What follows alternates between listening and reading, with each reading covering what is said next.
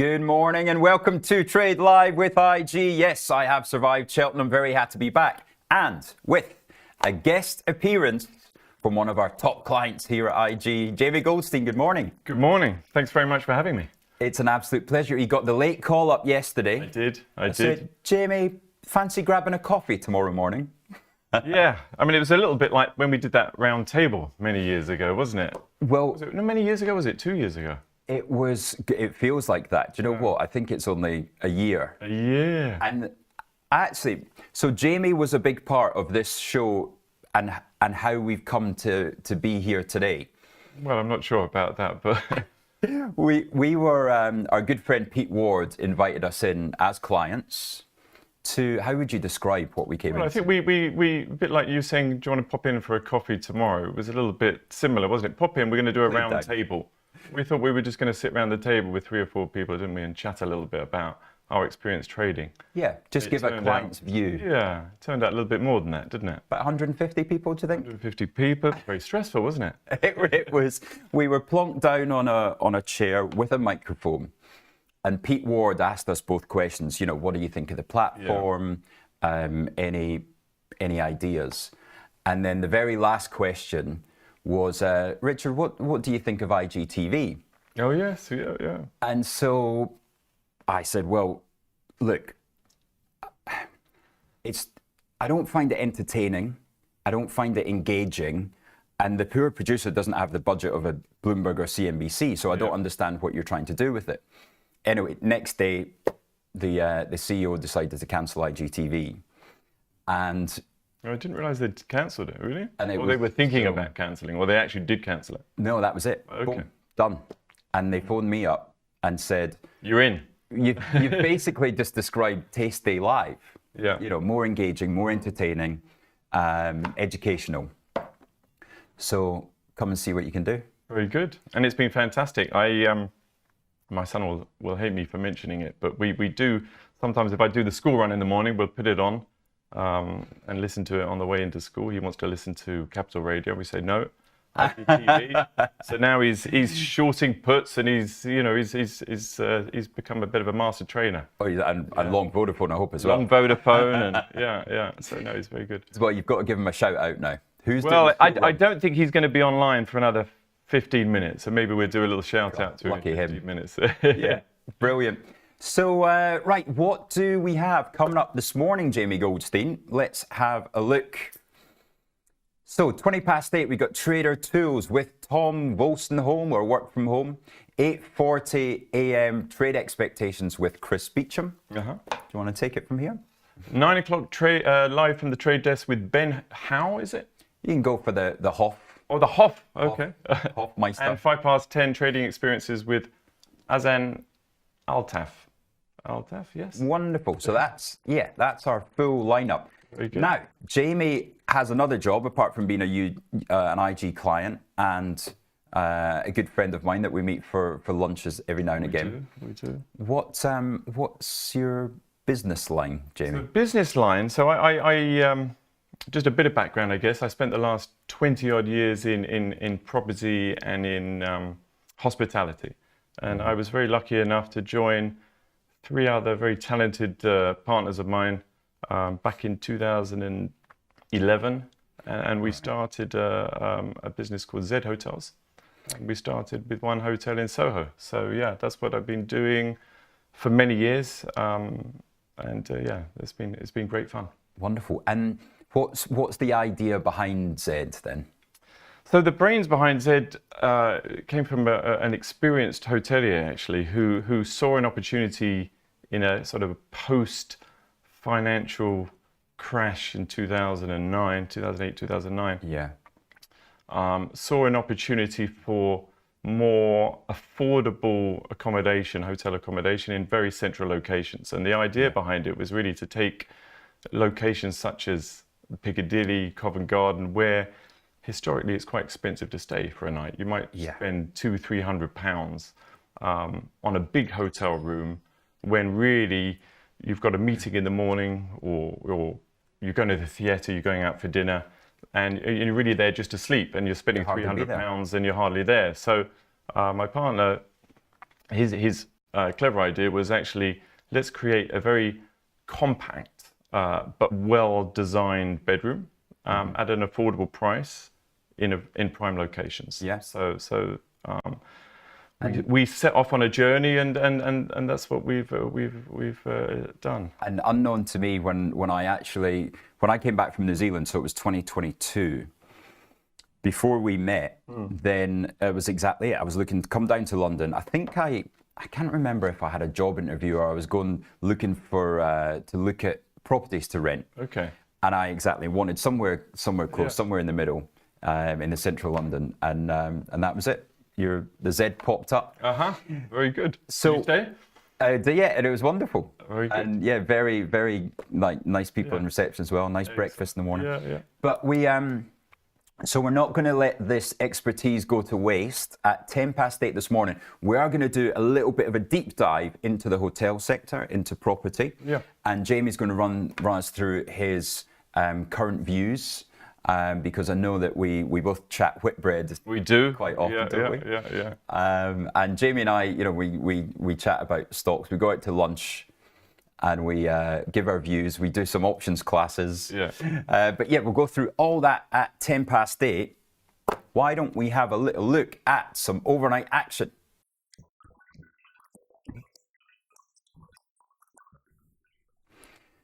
Right, that's right. I have been up in Cheltenham. Shane, Scottish man, is back. Morning, peeps, says Maturin. And yeah, Monkey Man, I've missed you, Monkey Man. I was looking for those horse tips from him when I did tune in. Did you get some tips? Did you get some tips? And did they help? They didn't help much, Jamie. No? I must admit. Monday was wonderful. Tuesday was wonderful, the first day, because I stay in this guest house, Crossways Guest House, every year in Cheltenham, and it's incredible. Cooked breakfast, full, bacon, sausage, eggs, the whole lot. And there's always people knowledgeable on racing staying in the same guest house. Okay. So there was this Irish fella sitting across the table, and we got chatting, and I could tell he was sussing me out. And I thought, well, yeah, I'll go with it. I know a bit about racing, but I don't know too much. I'm not involved. And he said, I said, what bets have you got on? He said, well, I've got a few little ones at Cheltenham, but I've actually got horse running at Sedgefield. Okay. So let's say we'd be very disappointed if it didn't win. And that's Irish for... Yes. It's looking good. Have some money. Yeah. So it turned out it was called Bond Broker. Okay. Which I just thought, well, that's it. Yeah, I got to go. So remortgage, put everything on it. Yeah, take everything out of IG Exactly. into Betfair. Yeah. So that paid for the Tuesday. Oh, brilliant. A couple of winners at Cheltenham, but then yesterday I was wiped out. Oh, really? I had one winner yesterday, and that was basically just to cover the other bets in the race. Yeah, it was a real... Tricky, isn't it? I think Monday or Tuesday was the novices, so I think that's normally quite tricky one. And yesterday... a couple of big handicaps yesterday. Yeah. I don't know how many races were there yesterday. 7 races. 7 races. Okay. I watched 5. Okay. We had a wonderful table. We had lunch sorted out. My good friend Ulick and his father, had this beautiful box. But you never know who you're going to sit next to. Sure. So I was sitting next to this wonderful chap, great stories, full of life. And he said to me about 4 o'clock in the afternoon, what do you do then, Rich? I said, I mentioned the show on IG. He said, yeah. I think we own some IG. Oh yeah, we own 5% of the company. he was a fund manager. He owns 5% of the company. Wow. So just as well as on my best behaviour. Very good. I think I bet on the first 4, and then a couple of Guinness later, you sort of forget about the last races. Of course, you were at lunch as an IG client. Yeah, I was indeed. So I think I had 2 winners. Right. One on in each way. So it kind of, paid for itself. And I had a winner on another one. I forget the name of the horses. So it was you taking my money. Good. Good fun. Good stuff. Andrew McKelvey, pleased to read that Tasty Trade is doing well. That's interesting. We can talk about it on here all you like.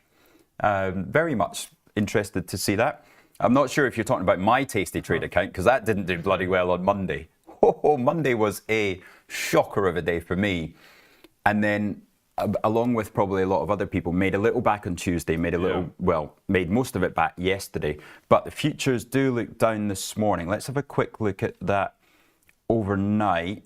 Yes, 0.5% lower in the S&P, but 75 basis points lower on the Nasdaq. So should we have a look at that, where that sits with regards to where the lows that we hit on Monday, and do a little 50-minute chart there for us. Okay, so the absolute lows were midnight on Monday going into Tuesday, and that was still quite a bit lower. A good 1% lower, really. But yeah, this morning just a bit meh. The movements are so big, aren't they? I mean, if you look from the last, what was it, 19,750 down to almost 19,350 in the last 24 hours or something. So yeah, big movements, aren't there? So even though it's looking like it's opening down 150, I guess within 2 minutes it can be flat, no? One headline. Yeah. One tariff headline. Yeah. Another tariff headline, huh? So just talking about that, let's take a look at the Financial Times front page of the FT this morning. It is, well, one highlighting that the federal spending hitting a new record, so 1.1 trillion. That's the story there in the FT with a wonderful picture of Elon. And it's funny, isn't it? Because I think I was reading that article earlier. I think it said it was 40 billion up month on month. Yeah, there we go, on a like-for-like basis. And yet it just shows you can't really come in and tear things up overnight. No. No matter how much he's trying. No matter how much he's trying. And he's trying hard. He really is. So that, all the work, of course, Musk infuriating the Americans. Now, what else do we have? We've got, I noticed one story actually, the bond market strain intensifying on Rachel Reeves, awaiting the OBR verdict. Now, when do we get the OBR? On Wednesday, right? Yeah, on Wednesday said its preliminary fiscal forecasts were based on the UK's borrowing costs during the 10 working days to February the 12th. So analysts at Capital Economics said Reeves was on track to miss her key fiscal target by a margin of 1.6 billion. And yeah, it's going to be tricky, isn't it? We're going to have to watch the gilts. Sure, and I think they do a number a bit lower down to say, what if, gilts had been, a couple of points lower. I think it's spread between, was it 4.9 and 4.4 over the last couple of months. So depending on when you look at it, those borrowing costs, it can anywhere between 1 billion and 1.6 or whatever it is. So, right. She looks like she's going to miss it, whatever happens. And I guess this leads into her spring statement on is it the 26th? 26th of March, yeah. So, I think there was this expectation that it's only going to be a once a year big changes in the autumn statement. And yet, I think there's probably an expectation that there'll be some cost cutting going on, won't there? She'll struggle to get away with leaving it as it is, absolutely. You don't mind a play on the gilts, do you? I don't mind a play on the gilts. I mean, I have done in the past. I'd say recently I've probably got that a little bit wrong. Right. The expectation that I think yields are coming down is maybe it never happens in a straight line. Let's face it. Yeah, there's always a lot of things that come along the way, and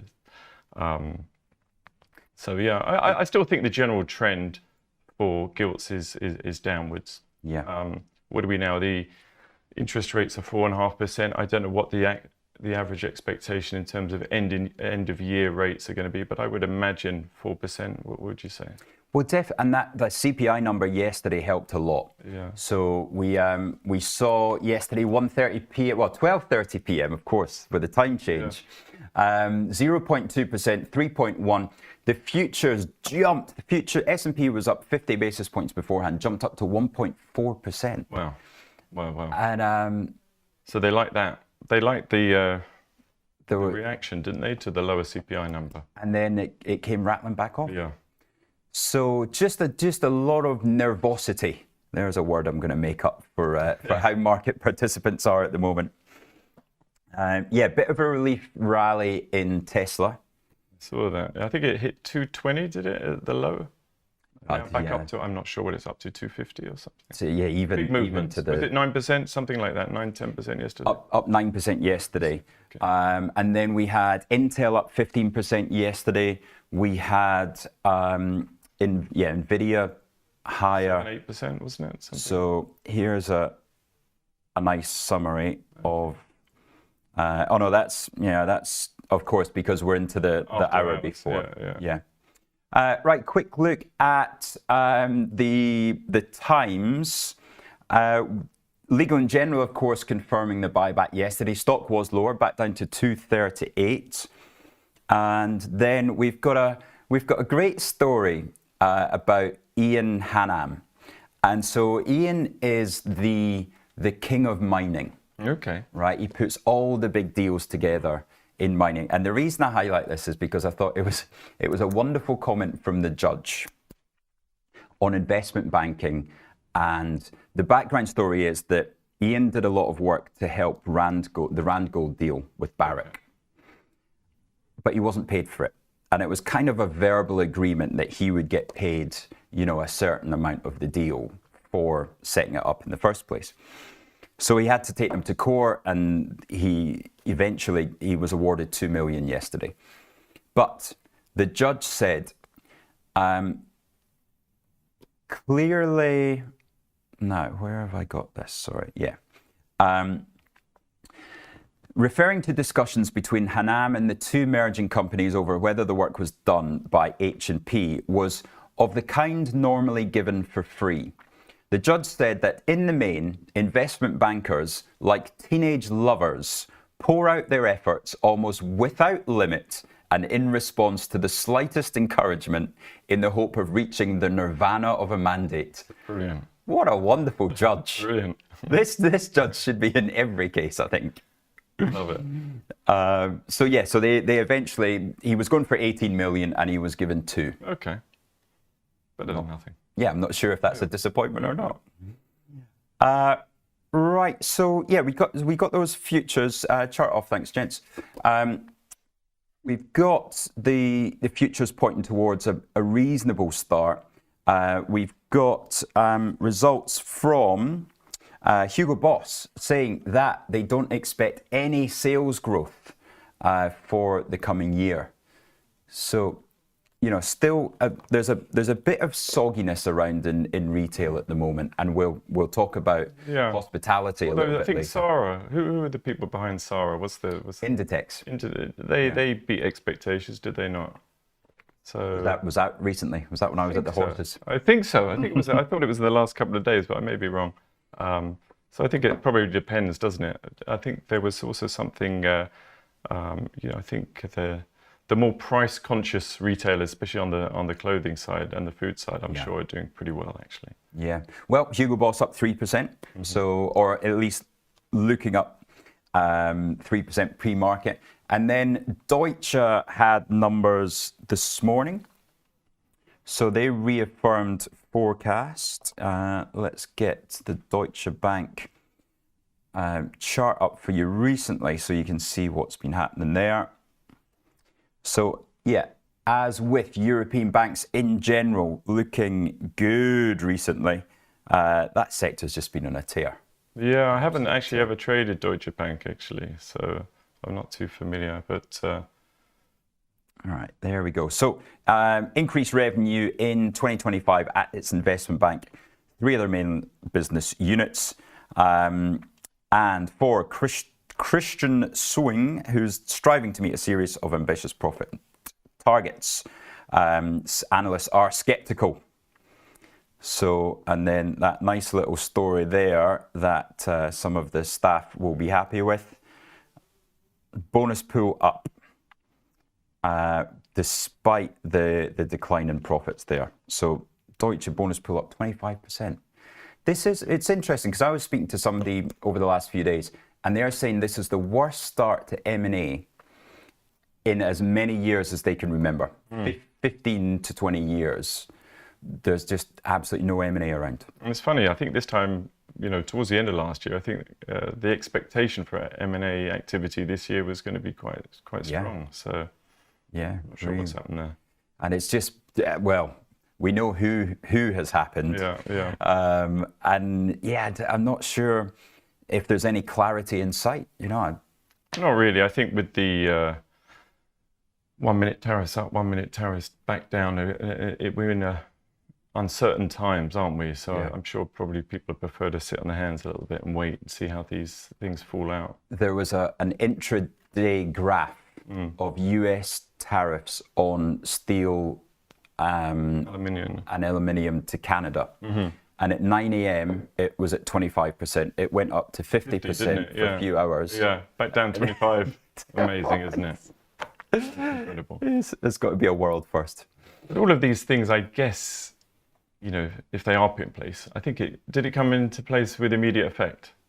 The tariffs on steel and aluminium. I don't think they can. I think it's too hard to actually. It's April 1st or something like that. Yeah, that's what it feels like. Every day is April 1st.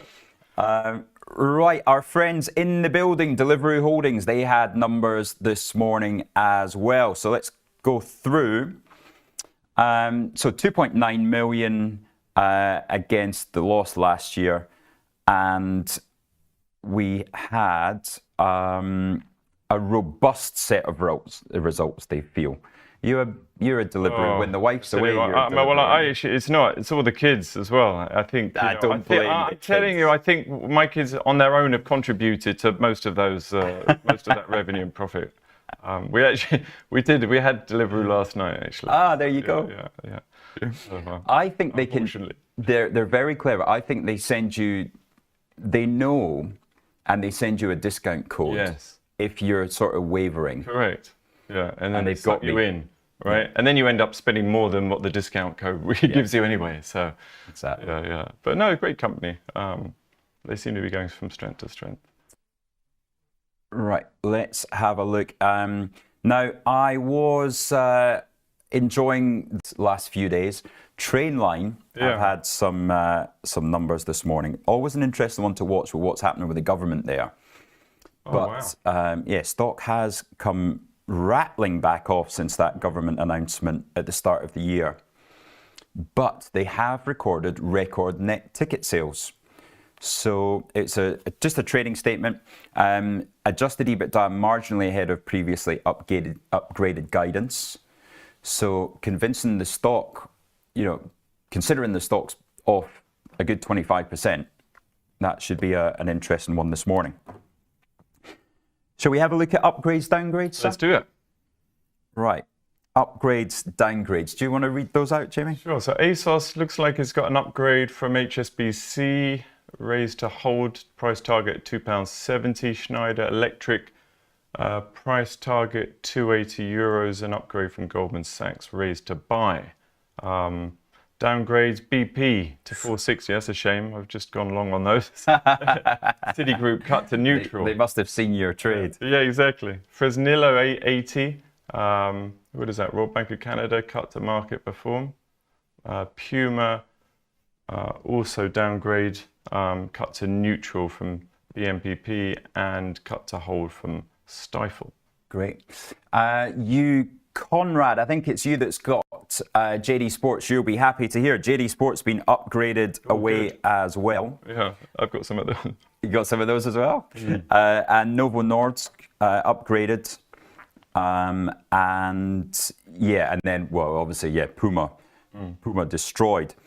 So just before we go to break, let's see if we've got any opening calls. Legal & General up 1% to start the £500 million share buyback. And Halma up 1%, Howden Joinery up 1%. And then we've got some ex-dividends as well. NatWest. Good effort. Well remembered. Jamie doing his work beforehand. 15 pennies are coming to you if you own NatWest. And Anglo American, $22 coming to you. And Denelm as well, if anybody ever trades those. No. I think that's where your son gets his bed sheet as a student, isn't it? Yeah. I took him to his local one in Loughborough, and we did a big old shop. So yeah, he was very happy.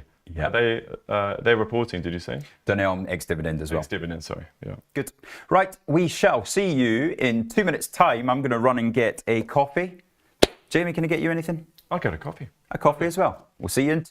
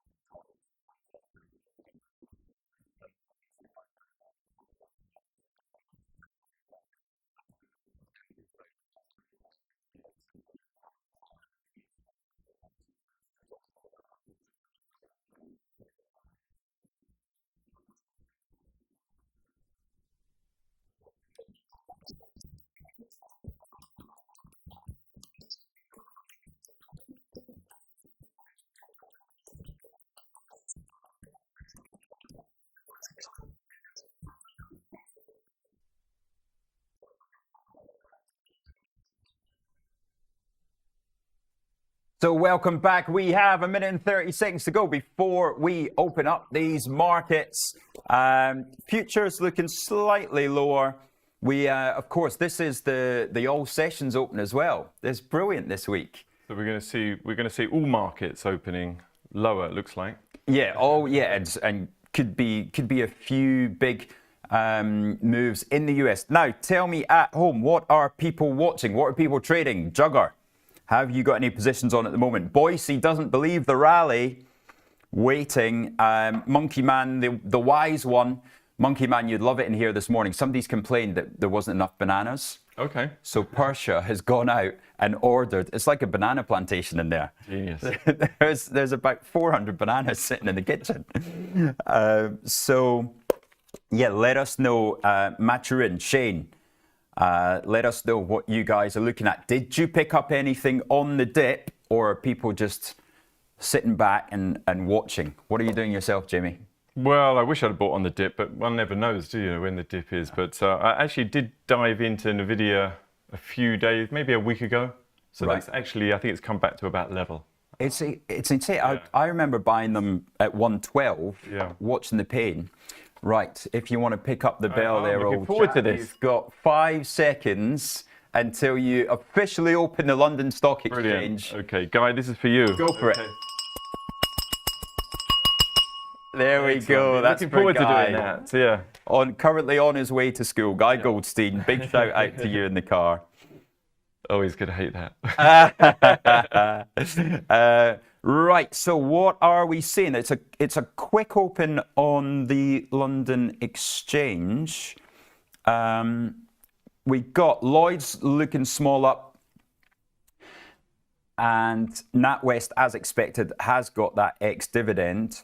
And yeah, some early ones there in Europe, up 1.6 on Schneider and RWE. Jamie, can you see those all right? I can just about see them, that's fine. I think I saw Land Securities, I was looking at some of the property ones. Persimmon's come off a bit. I think it was up quite a bit the last couple of days. So that's come back down. BP down almost 1%, possibly off that downgrade, I guess. Yeah. And one of the hotel groups there, Intercontinental, down 0.5% as well. Then we've got, Fresnillo was on that downgrade, so that's down 2%. We've got, Marks and Spencer's down £3.50. IAG's had a tough week, hasn't it? I would expect IAG to be down again because American Airlines was lower yesterday. Whitbread, 25 quid. Yeah, I mean, it feels cheap at that level. I mean, maybe we'll look into the detail later. I don't know. I can't swear to know the ins and outs of the company, but I think, you know, as a hotel company operating a good brand in Premier Inn at the value end of the spectrum, and a company that owns most of its or a lot of its freeholds. Yeah, that's important. I think it looks cheap. I think the market cap's probably about 4.5 billion. Probably the net assets on the property values over that. So right. Yeah. I didn't realise that.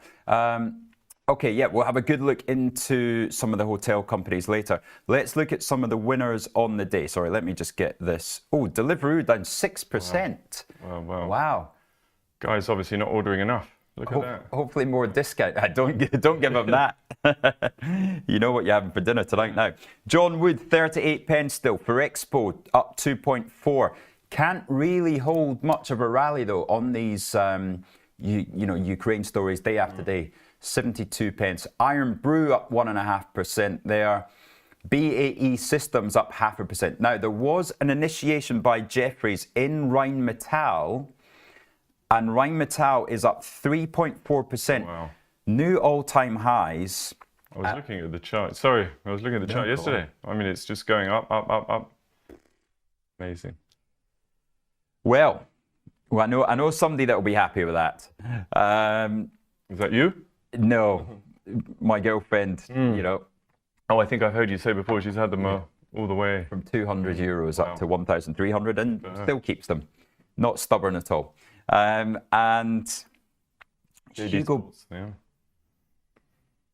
Hugo Boss up 2.5. I'm hearing. I don't have it on this sheet. So Hugo Boss up 2.5. Our beloved Vodafone up 60 basis points there. Good. It's had a tough couple of days. Come off, hasn't it? I thought actually because it sort of broke through, didn't it? Its kind of trading range in the last couple of weeks. Felt like it had. It felt like it had, and then you think, okay, just go on higher, and it's come back off. But it's good to see it's on the way back up, which is nice. Shall we take a look, because it really stumbled at 73.80. Yeah. So I mean, great trading range. That's one thing. You know, if you're trading it from 70.5 up to 73.5, you had a great opportunity there, but really came falling back down, didn't it? Back down to earth. I guess if the US government if the German government are going to spend 500 billion on infrastructure, that's not going to happen instantly, is it? Right. It doesn't save the next half for Vodafone, which is what it's being judged on, of course. Shall we turn to all sessions, sir? Let's have a look. Right. What are those Intel, 10%. US stocks doing? Oh, wow. Is that Intel another 10%? That's incredible. So Intel, a lot of stories around this morning. Not just the new CEO, or maybe that was after market yesterday. The new CEO, and then also there is chatter around that Taiwan Semi are putting together some kind of plan to look with Broadcom and Nvidia about an Intel, some kind of Intel factory setup. Yeah, but didn't they dismiss that? Or was it dismissed? I'm not sure. Right. I think there was an article. I'm sure there's an article about that this morning somewhere. Saying the CEO is not keen, what Fred's seen. Okay. Right, what about the negative ones then? If you hold those big high beta stocks, Palantir down 1.5 after being up 6 yesterday, I think, and up 8 even at one point. AMD down 1. It's not as bad as I feared, having looked at those futures. Nvidia only down 1 after such a strong day yesterday. That's perfect because, I'm short the 115 calls against being long the stock, which expire tomorrow. So I'll be very happy if they just sit there. What else have we got? Jamie, does anything jump out to you there? No, I mean, I have traded Boeing recently, and that's pretty flat, isn't it? Slightly down. Yeah, 158. It's had a couple of good days, I think. It went down to the 140s, I believe. Right. Salesforce was one that I got away with. I was short put going into the numbers, and they collapsed. But I still want to be in the market for that one. Yeah, it's not one that I've ever traded, but yeah, it's just this sort of second line of AI. Yeah. In the actual services that it's going to offer to people. Yeah, I think that the Magnificent Seven typically are generally had a bit of a hard time, haven't they? The last few weeks. It's been, to say the least, been real. Actually, I was looking at that AI index that is launched on IG actually, because I think it was launched at about 1500, and it probably went up to 222. What did it go up? 24. Yeah, wow. And it's almost all the way back down, isn't it? That's actually a really good indicator. I might keep a closer eye on that. It's quite a good one to yeah, it's quite a good one to track actually. I'm not sure why there isn't. It's just a DFB, isn't there? They don't do a forward on that. Right. On the spread betting side, yeah, because you're a spread better. Yeah, I do do that. Yeah. But it's a good one to track, that AI index actually, because if you do believe in the long-term potential, I think that's probably one that's going to be a good one to hold. Yeah. Right, shall we have a look at Whitbread on the chart and then go into a little bit more, your background in property, and then your feeling around, what you're seeing in hospitality in London specifically at the moment. Yeah, I mean, I suppose it's very difficult to comment specifically on any company. I mean, I think I've said to you before, I like Whitbread, I like the brand, I like the fact that they own a lot of the freeholds. I mean, hospitality industry is really interesting, and lots of different companies out there have different models, right? And so not all of them are going to trade and perform the same way. Yeah. Hilton, I think, is very much a franchise model. Okay. You've got Marriott and all of that group, which is all management agreements. So they don't. Essentially, they get paid fees for managing someone else's P&L, and they don't put any capital expenditure into any of the hotels. Right. So there's companies, yeah. So if I'm a guest in a Hilton hotel and I go in and pay, so where does that money go then? So if you stay in a Hilton hotel, most likely it's a franchise. So the person that owns that building or that business is paying a franchise fee to Hilton to use their operating system, to use their brand. Marriott, on the other hand, will come in if I've got a building in town and I get hotel consent. Let's say it was an old office, but I know nothing about hotels. As long as I spend the money and fit it out to Marriott's brand standards, they will essentially say, I think you're going to generate X% occupancy, X, average room rate. This is how it's going to flow to the bottom line. Right. By the way, these are the management fees that we're going to take, and they'll run it for you. So most of Marriott's model is simply on management agreements, and they'll have thousands and thousands of management agreements. Whereas when I was in New Zealand, it was Ramada. Ramada Group, and people own the different hotel rooms. So privately. Oh right, people own rooms. Yeah. Yeah. There was a business here years ago called Guest Invest, and I think that was a similar type of model. Yeah. So it's almost like a load of Airbnb. Yeah, you can own your own room within a hotel. Yeah. And how did Airbnb impact the industry over the years? I think it depends where you're looking. You know, our hotels are predominantly in the West End and Central London, and I think there's enough space and there's enough demand, I would say, appetite amongst not just people coming into work Monday to Friday, but also the tourist industry. You know, for many people, London, just like people think New York or Paris, a lot of people think London's the center of the world. So it's got such great demand. You're going to stay in a hotel, you're going to stay in an Airbnb. You know, there's enough space for everybody. And actually, it's quite interesting if you've got hotels, I think, in central London, in particular in the West End. People talk a lot about occupancy and to what extent Airbnb or other things are affecting it. But because there's so much demand, you can always, I would suggest, if you've got a reasonable product, you can trade at 100% occupancy in London on any night. It's just a question of you charging £30 a night or you charging £300 a night. Yeah, of course. So you can move the dial to drive high occupancy. Right. Whereas I think if you're in the regions, it's quite hard, you know, on a cold Thursday night. In Liverpool, we have a hotel in Liverpool, which is fantastic. But if it's not... I'll have to book that for Grand National. Yeah. Remind me. Oh yes, they'll be busy that week. But if it's not a Champions League game, midweek it's hard. You know, you can't drive high occupancy the same way. So but Airbnb I think has a great role to play. I think the thing we've noticed as well about hotels. Look at you were talking about Deliveroo before. What they've done for essentially the restaurant business is what Booking.com has done to the hotel business. Definitely. I mean, Booking.com essentially, you know, are the go-to if you think, I don't know when's your next holiday plan, but you're probably Easter. Along the way, you would have thought, oh, let's have a look what Booking.com, right? It's part of the journey that you go on to book a hotel room. So And how would you describe, say, from the start of this year, how's 2025 going? Central London hospitality and hoteling versus maybe the year before or even the year before that? Yeah, I think this year is slightly up on last year. 2023 was a very good year for hotels.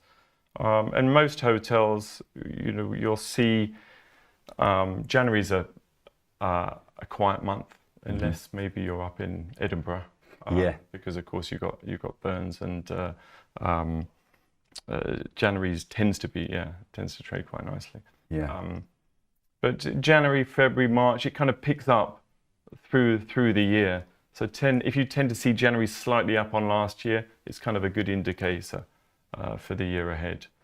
And do you notice anything in particular that really moves the dial on sort of consumer confidence or tourism, or, you know, does the currency, do you notice a difference, or interest I don't think rates? you do, strangely enough, on a day-to-day basis. You really don't. Right. You know, we look at it and we go, you know, the pound's got stronger or the pound's got weaker, it's going to impact. But it doesn't really, because of the booking window that you think about when you're going to go on. It depends if it's a holiday. You know, most of our clients, I suppose, because the business is very much geared towards 1 night, 2 night stay in prime central locations. We have a good mix of business and leisure guests, and we have a good mix of UK and overseas guests. And those overseas guests tend to not come from the US, because you come in the US and you've got huge suitcases and you're not looking for a place to stay just for 1 night. Right? No. So we tend to get shorter stays, mainly from UK and Europe. Right. And then with regards to the Rachel Reeves changes, you know, is it devastating for hospitality, or how do you manage, or Do you? I don't think it's devastating. I think you were highlighting the other day, actually. I was driving to school, and it was to do the school run. And I think you made the comment.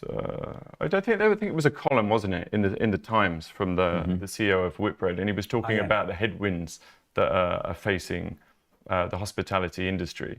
And it's true, there are a lot from whether it's minimum wage, whether it's national insurance contributions, whether it's changes to business rates. I think business rates are being revalued shortly, maybe from April 26. So, yeah, it's tough. I think there was also talk, I'm not sure if it was a London thing or a UK thing, about city taxes. A bit like if you go to the States or you go to Europe, sometimes you'll see an extra 1%. So all of these things add up. Yeah. And ultimately, the consumer can't pay for all of them, or might not be willing to pay for all of those just by putting it onto the bottom line. Right? Or passing it straight onto the consumer. It's not that easy. But then, are you more likely to then see people trade down? And I don't mean on quality, but trade down on price. So you guys potentially benefit. I would have thought so. I think cost of living is something that's not talked about as much as it was, say, this time last year, but it's still an issue. Interest rates haven't come down as fast as everyone thought they were going to do. Yeah. We're still at 4.5%. And if you've got a mortgage, that you're feeling the pinch. So I think disposable income after everything means that people are looking for value. Definitely. Hence, I think the Whitbreads and the hopefully the Z hotels of this world do tend to trade favourably. Excellent. Well, I certainly hope your positions with IG are trading favourably as well. Yeah, thank you very much. Well, some up, some down, but I'm not a prolific trader. I think if you speak to Pete, I'm sure I'll tell you there's some clients that are trading hundreds of times a day. I'm not an experienced trader, but I do like the platform. I enjoy the platform. I enjoyed our lessons on options trading. Absolutely. Yeah, that was good fun. And I also enjoyed watching you be long Rolls Royce all the way up. Yes. It's funny. When I had those, I remember telling myself, I'm going to keep them. I'm going to keep them long term and it'll be fine, lock it away, don't touch and forget about them. Because when you log into your IG and you see the movement, because I think I was started around 65p, and then you see and you see and you see it. And of course, it's very hard, isn't it? The psychology takes over and you go, okay, let's take. I'm sure Axel will tell you probably take your initial investment out and then keep some and then roll the rest. That was it, because it was around £1.50 you had to start making the decision. I started making the decision, £2. Luckily, I kept some in my ISA actually, which brilliant. Is yeah. Well, just as well, because you're coming up for retirement as well, aren't you? Well, I'm not sure about that, but yeah. Nice to have for the future, yeah. Brilliant. Sure. Jamie, thank you so much for joining us this morning. Thank you very much for having me. It's been a pleasure. Wish you the best, and we'll go to a quick break, and Andrew will be back with Tom Wolstenholme.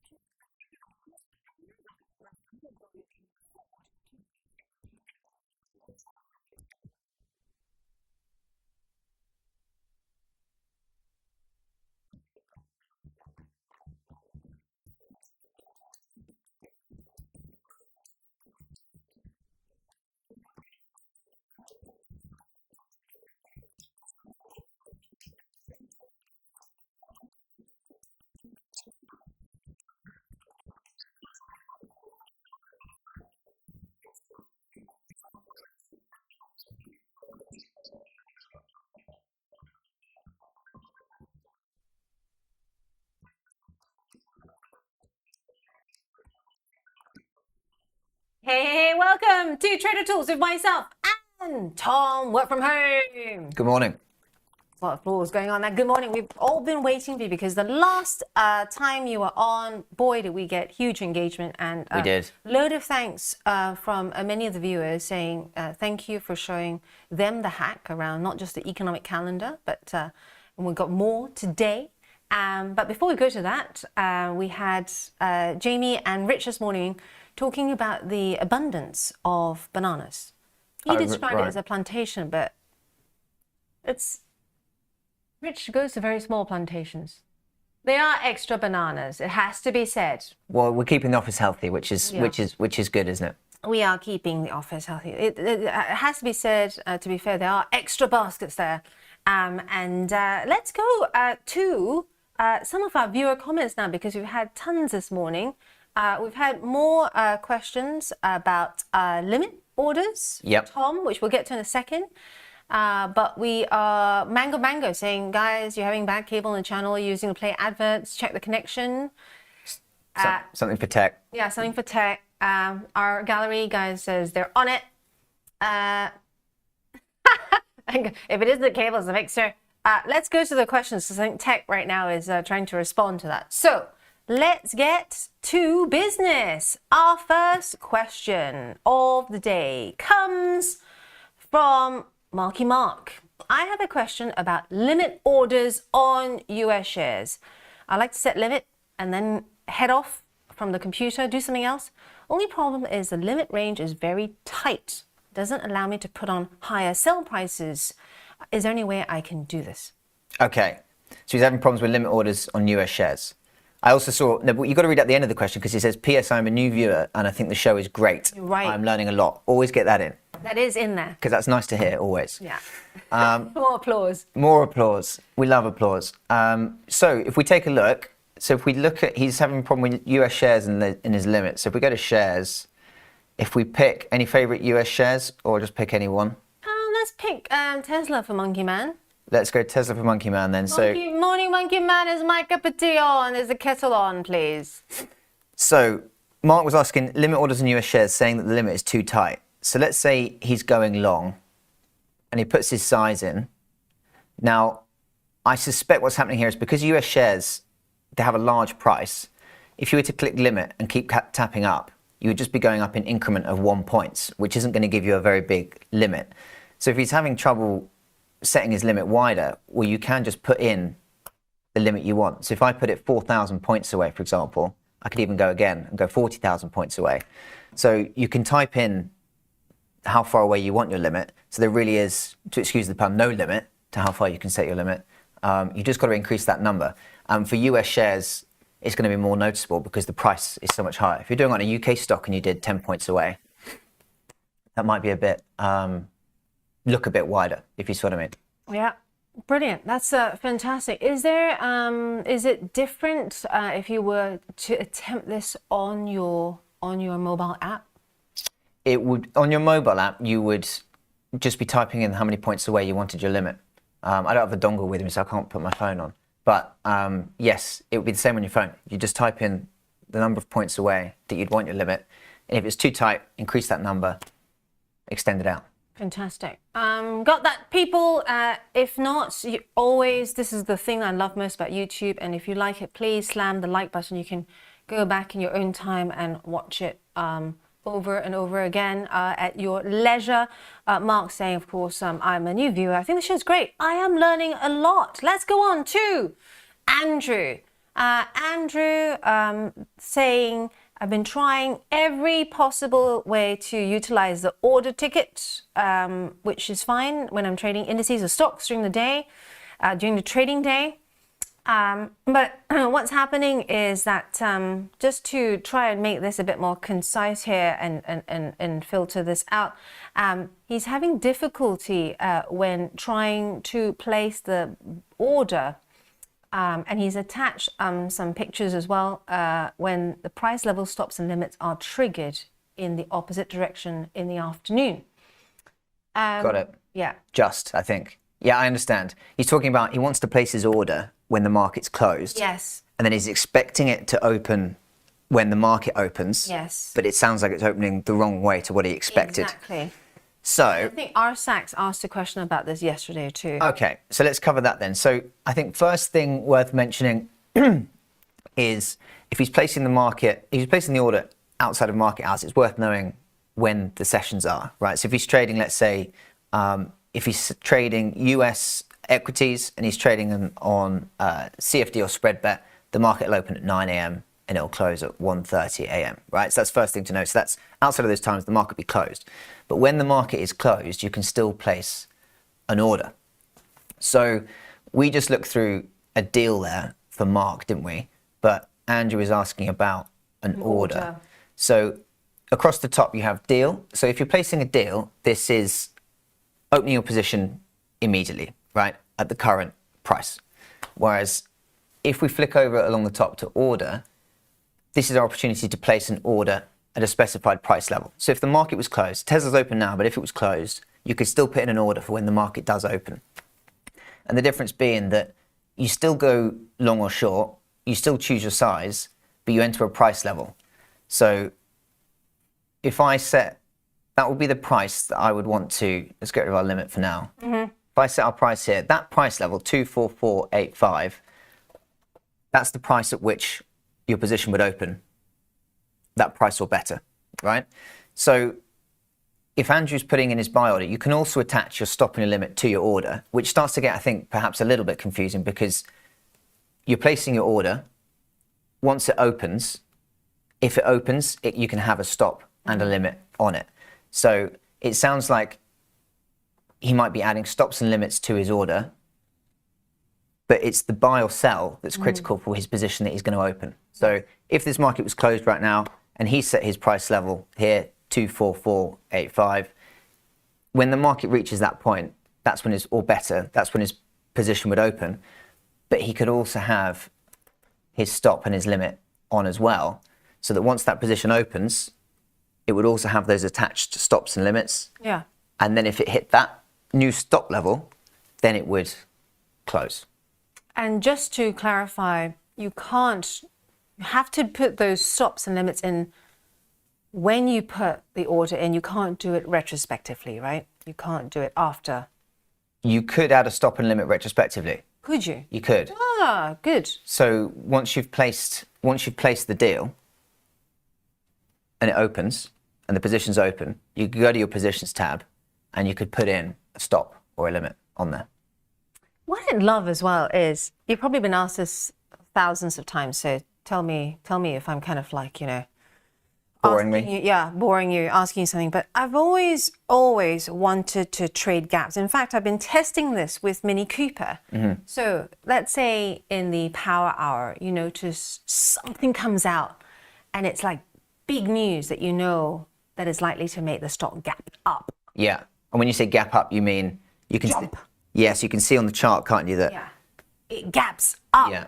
right at the open. And I'll show an example here. So when we say gap, we're talking about, let me scroll back. You see how, if we look here, you've got this candle here, and then on the next day, it jumps to a new level. So it's opening, and there's a gap in between those two days. That's what you mean, isn't it, when you say gap? yeah. And quite often, I'm going to show you what I mean as well. Quite often, you get this continuation pattern, especially if it's not all sessions. Okay, so Nick's era energy, when the markets were being battered on Monday and everyone, if you were long, you were hurting, right? I was watching to see, so I kind of did not want to, it was too volatile for me. So I kind of made watch lists to see what wasn't hit, what I could benefit from the next day. And I noticed that Nick's era energy had this moment where it could gap up. And indeed, you can see here, this is the 1 minute chart. Yeah. But just as an illustration, let's say we're at this candle, and I know that if this was a daily chart, let's take a look at the daily for you. Daily, it's kind of like join now, but on the minute charts, you can see that there's that big gap there, right? Yeah. And so let's just say this is, the next overnight what tends to happen is if you have a leak out of news that's saying, you know, this drug that this pharmaceutical company has been banking on for a long time, you know, it's finally got FDA, but it sneaks out at, let's say, you know, just before the close. Yeah. You think, it's going to do that jump tomorrow, but you want to catch it. You want to catch it. And there is, of course, slippage.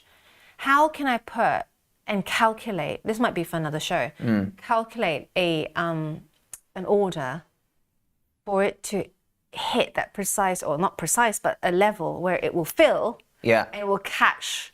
I've tried several times. If you know the price that you want to go in at, then you would go to order, and you would set order. You'd go to order, and you order, and you'd set your price level, because that's the difference. Because you're on deal at the moment, top right, and if you were to switch to order. So let's pretend you go to order. No, this is your screen. Oh yes, going nuts here. I go to order. Let's pretend. If you go to order, oh, that's my screen now. Okay, all right, fine. We'll do it on mine. If you're on order, this is where you choose the price. I missed it before. I have given it a price. Order ticket, and then missed it. So I didn't get the trade because it didn't get filled. Yeah, okay. Because it's gapped up high. Yeah. Exactly. Sure. So you've got that comes down to you've got to pick your price level at a point at which you think it's gonna take. Yeah, but is there a way, or is it just? I mean, you could go so far. You could go much higher, couldn't you? Yeah. If you wanted. I've done that before too, but then you don't get the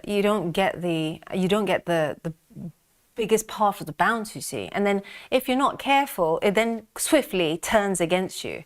Yeah. So I mean that's there's risk involved there, isn't there? Is there a way of calculating? This is an elegant way of Tom saying no, isn't it? Is there a way? I can't think of one. You know, like when you use the ATR and you showed us this is how you can calculate or estimate, right? Okay. I mean, you could use ATR, but that's based on the past, let's say, 14 days volatility. Yeah. You could use that. I guess it comes down to how much you think, how big this news is. Because bear in mind that if you're setting the price, because right now, are we still on my screen? Yeah. So if I set my price much higher than the current market, it's a stop order if I'm buying, which means that once it reaches that point, it'll become a market order because it's a stop, if that makes sense. Yeah. So then if the price does hit that point, because that is a stop. Whereas if I set the price lower than the current market, so at the moment we're 24405. If I set it to 24300, you see how the wording changes to limit order because you're setting that price lower than the current level. So that's something to bear in mind as well. But we can have a think about, certainly, if you wanted to do exactly what you've just described, how might you decide upon the level based on what the news is, what the stock is, what's happened previously. Cool. We can have a think about it. Yeah. I'll come up with a scenario too, because there are quite a few recently that you just kind of think, whoa, this might move tomorrow quite rapidly. So let's have a look. We've got I think a minute left. Is that right? Let's have a look at the VIX, because obviously we've seen the VIX. This is, let's just show you the daily chart here, people. We've seen it climb and get very close to that 25 handle, and then it's dropped slightly back down again. This is the daily chart. So the last 3 sessions, we've seen it come down slightly, but it's still, at very high levels. How do we trade the VIX? Well, the VIX is interesting, isn't it? Because the VIX is called the fear index, isn't it? It's a measure of how much volatility traders expect in the next 30 days. And it's calculated off the S&P 500. So it's calculated off US stocks. To me, you always short the VIX. You wait for the spike and then you short the VIX. Is that how you play? Okay, that's interesting, because the VIX is an indicator for us, quite a useful indicator of volatility. But you can also trade it, which is quite an interesting concept, isn't it? Because you're trading a measure of volatility. Yeah. Which is quite an interesting. It's quite meta in a way, if you know what I mean. It is quite meta. Because if you go long the VIX, you're saying I think there's going to be more volatility. And if you go short the VIX, you're saying I think there's going to be less volatility. And also there are different ideas about what is high and what is low. Because I think we'd say that 15 is low, but I think everyone would agree on that, wouldn't they? Yeah. Some people say 20 is high. Some people say 25 is high. Yeah. We can all agree 30 is definitely high. Yeah. Then you're really showing your age. You're really showing your age because you'd have to go back so far. Yeah. but also, the VIX. Yeah, I mean, every instrument has an underlying, right? So every instrument you can get an underlying volatility is one of them, but it is a bit sort of meta. Looking at the chart here, give us your thoughts, trader friends, if you want to chime in. Do you trade the VIX? Because if you look at the VIX, what is quite consistent is that you have these spikes of fear, but it doesn't stay there for long, and then it slides back down again. The VIX. Excuse me. Bless you. Thank you. Tends to always, if you look at the chart here, where I've got this golden line and just golden line, it tends to kind of go back to equilibrium. It'll spike and then it'll come back to equilibrium in a few sessions. And what we're seeing right now, a change in the trend. Bear in mind, the last few weeks we've been talking about changing trends, especially last week, with the kaleidoscope trading that Trump has inspired, because everything's moving at the same time. All we're seeing is that for it to come back to this equilibrium, why did I choose such a tricky word this morning, is that it's taking it more sessions than normal. To come back down again? Yeah. Because of this continual uncertainty. Yes. What's going to happen next? Does he mean it? All this kind of stuff. Yeah. Yeah, absolutely. And I see you've set a red line at 25, have Yes. you? Is that your personal opinion on if it breaks 25, that's a lot? Is that kind of your thought? Kind of. And it's also, kind of like you need to, it's like a reminder. Time to change all theories. Relook at what's happening. Relook at everything that you've put on the table to see whether they still hold. Those strategies and theories still hold. Because, when it gets close to those levels, all bets are off, right? Things that you might have thought. Your assumptions need to change. Exactly. Okay. Yeah. And the last time it did that, I think, was 5th of August, wasn't it, of 2024? And that was when there was like fears of US recession. There were some bad jobs numbers. I think it was around the time of the yen carry trade started to unwind, didn't it? Unraveled. That's it. And that all happened. That was that big spike there in August. That was the last time it broke your red mark. But as you said, it was only briefly, because it's calculated off the price of S&P 500 options. Yes. That's how it's calculated. So it's all about the prices of options, and traders' view, and whether they can agree a price. Yeah.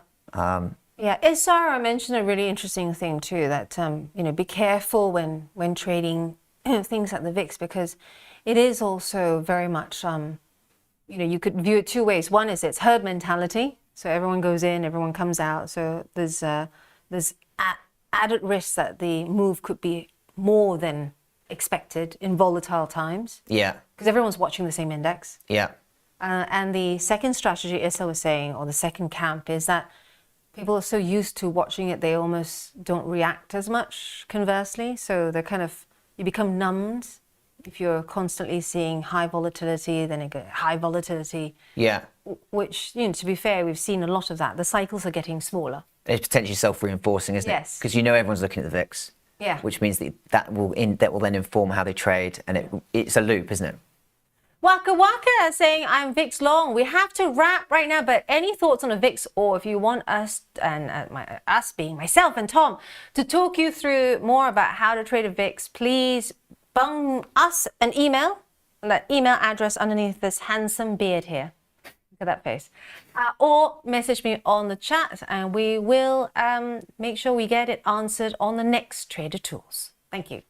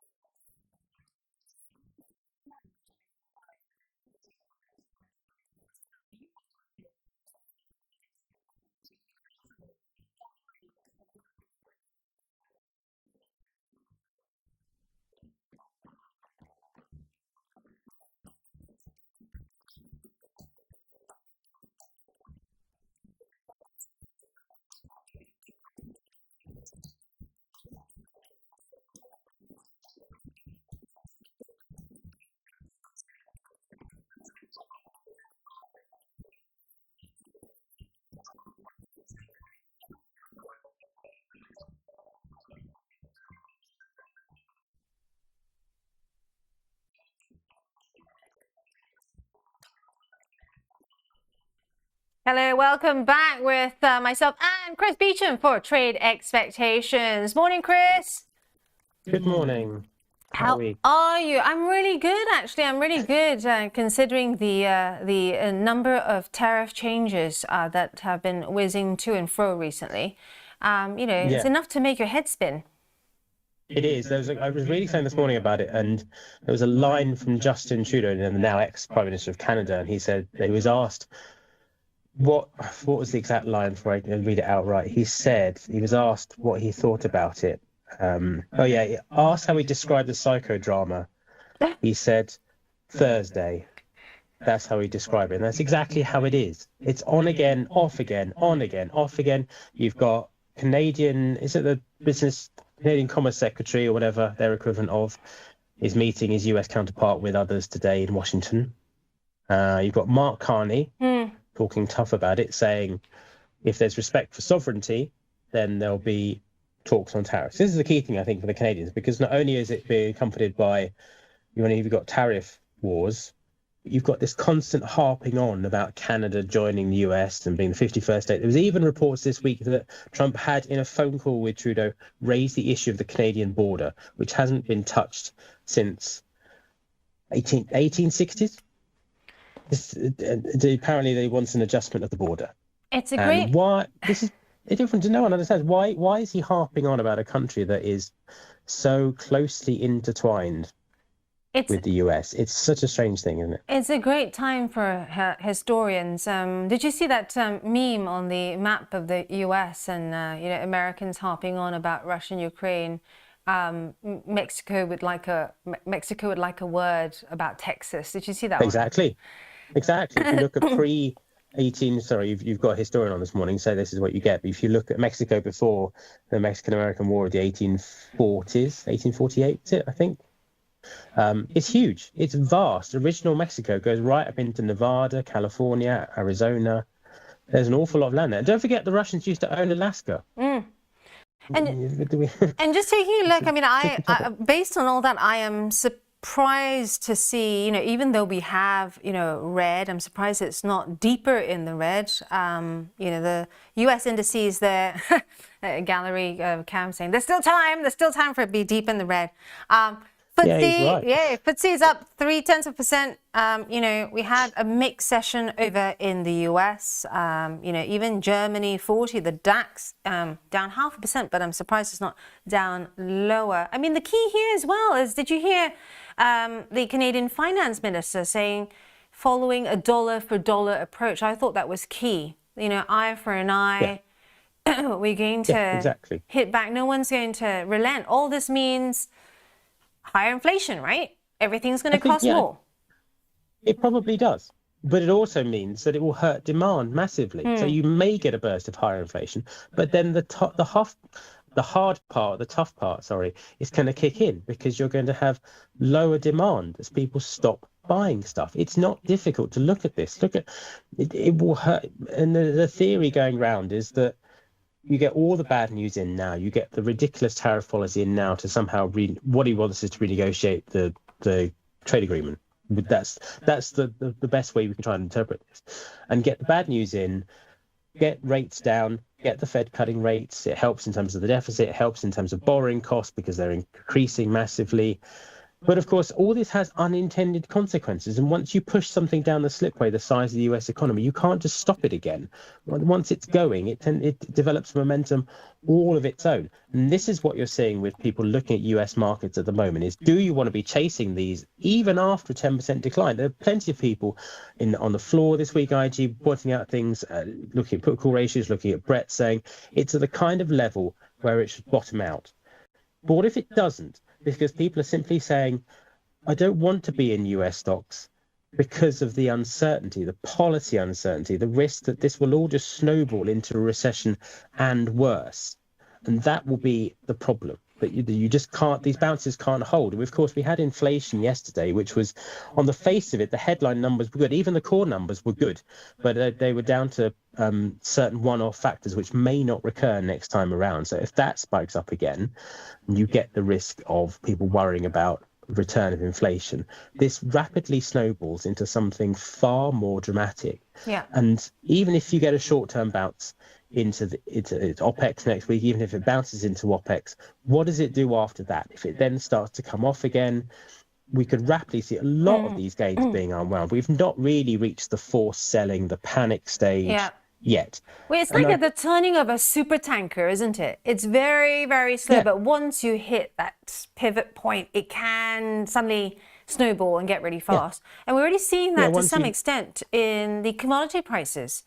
You know, oil prices and this demand destruction that you're talking about ahead. I mean, we're already seeing, you know, this play out on WTI and on Brent as well. Just whacking my chart up there for you, and you can see there that trend channel that I drew not too long ago, actually. This is a daily chart that I'm putting up for you. We're now seeing oil slide even further with some form of stabilization at that $65 mark for WTI.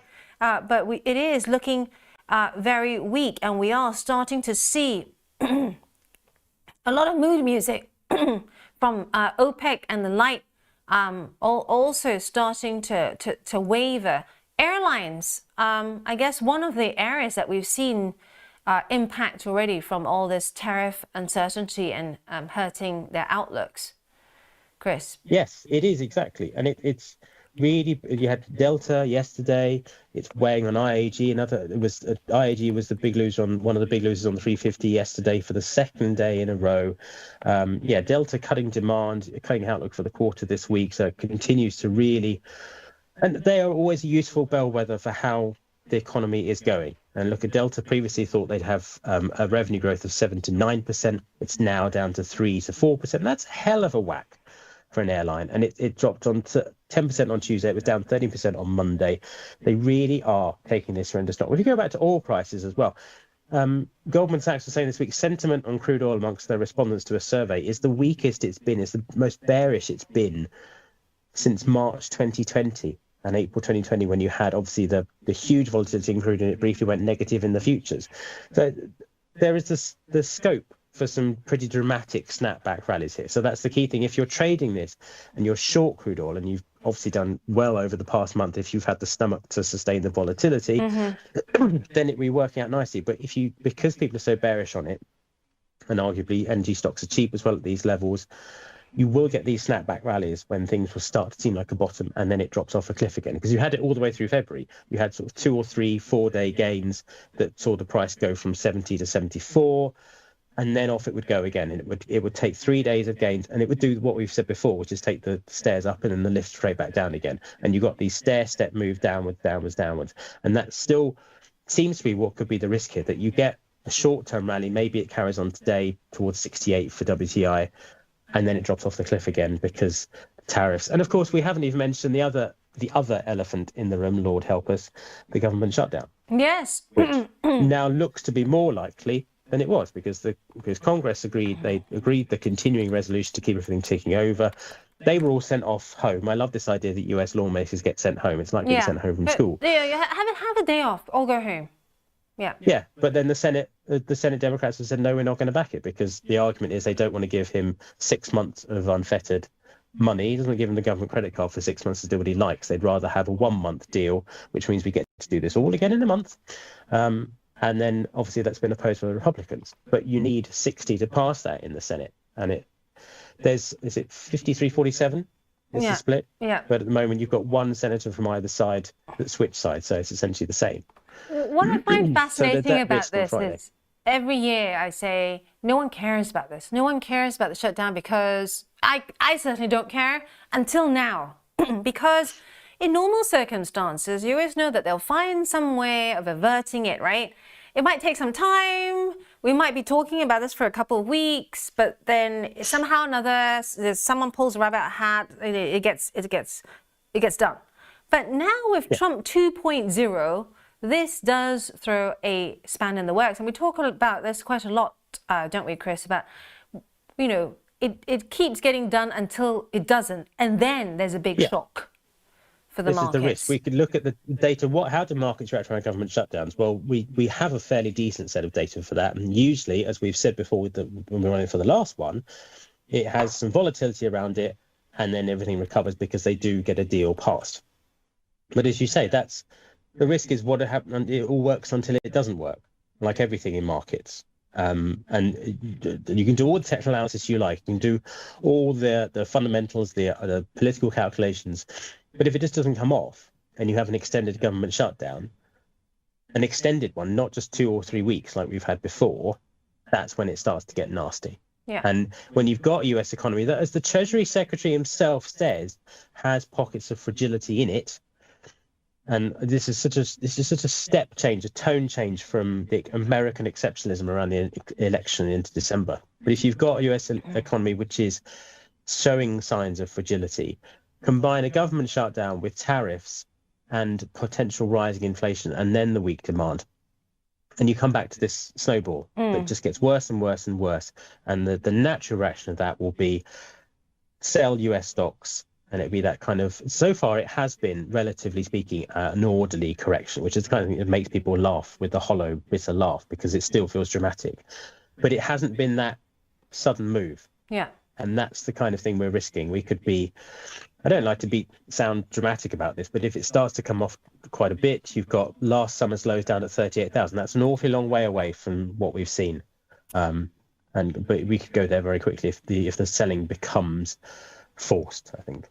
Lots of our trader friends chiming in here. Waka Waka saying that this could all change. News last night about Iran and US breaking down. I guess talking about the talks there. It's not looking good. Oil long might be a serious trade, likely more. I think we have a while on the short until we get there, Waka Waka, but that's my humble opinion. Andrew McKilvey saying, Chris, will the fall in oil help IAG offset the weaker demand? I personally don't think so. I think the weaker demand is here to stay. What do you think, Chris? Yes, which is the bigger factor, of course, with airlines. They're not buying oil on a daily basis, not buying aviation for a daily basis. They hedge this stuff out. So they're not as immediately affected. But of course, the stock market is meant to be what we are seeing 6 months from now. So you could argue that, yes, a slight bounce in oil might give them a cushion. But it's the macro worries that take hold far more. Because if you're seeing weakness in US airlines, that has an inevitable read across, and that will put significant pressure on these other names too. So Yeah. that's the bigger problem, I think, for them. Andrew, I've got IAG up for you here. Where were you yesterday? I missed you yesterday, Andrew. On the chat, I asked whether you were on holiday or were you watching, but not chiming in. Like Tiffany and New and Sonal, I know you're listening. Do chime in. They're all busy trading, but they listen in. And they seem to know a great deal about everyone here, including Monkey Man and Jugga Jugga, because I met them last week. But having a look across the board as well, Delta. Airlines, you'll see a similar trajectory there, especially these US airlines. They have all started turning, and they have said that they are now concerned about the outlook due to all the uncertainty hitting consumer demand. So pay attention to all that. I suspect as we get closer to the end of this month, we'll see a rising number of companies starting to actually now issue outlooks on exactly what kind of damage these tariffs are going to have on their bottom line, Chris. We've been here before so many times, haven't we? Yes, and it's likely to continue. It just sees the tariffs are, of course, the integral part of his worldview. So they're not going away. And the Canadians obviously are talking tough. You've heard very little from Mexico. It seems to have escaped the wrath at the moment, whether that remains. I think a lot of people, the market itself might be more sanguine about tariffs if he was very focused on what he was doing. The idea of reciprocal tariffs just don't work. You have to impose tariffs on things you want to protect particularly. Why would the US want to impose tariffs on Colombian coffee, which is suggested to the US coffee industry? It's not going to work. But you're supposed to be aiming them on the one that counts, which is China.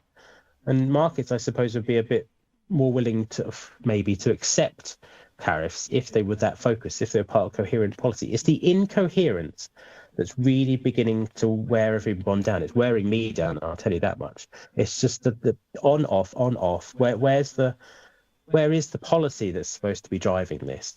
There seems to be no clear plan of what you want to get out of it, apart from ticking off your key neighbours and your allies. He sees allies as obligations, but enemies as someone you can do deals with, and that's his view of the world. And it's not how international relations has worked up till now. And that's the problem, really. We're just upending key relationships for the sake of a few $1 billion here or there.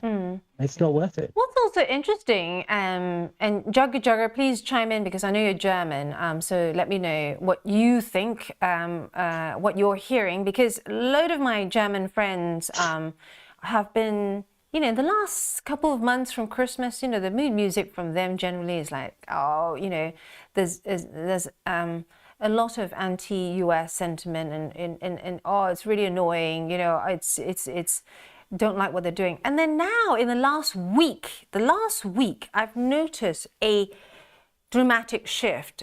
Some of them are actually going as far as to say the US is now the enemy, which is actually quite an interesting shift in itself in terms of, and a lot of these people work in the city. So I'm wondering whether you've heard anything there on the ground. Chris, I don't know whether you've heard any of this as well, because I think that is quite a, when I heard this, my antenna sort of went up and thought, this is quite a dramatic shift. I mean, we're all supposed to be allies here, right? But stay calm, stay alert. Trading in these times, you know, yes, it's critical to note that the US government is still one of the most solvent entities, one of the most dominant, and that the government shutdown normally gets sorted out. But as Chris was saying, we've got this almost perfect storm building here.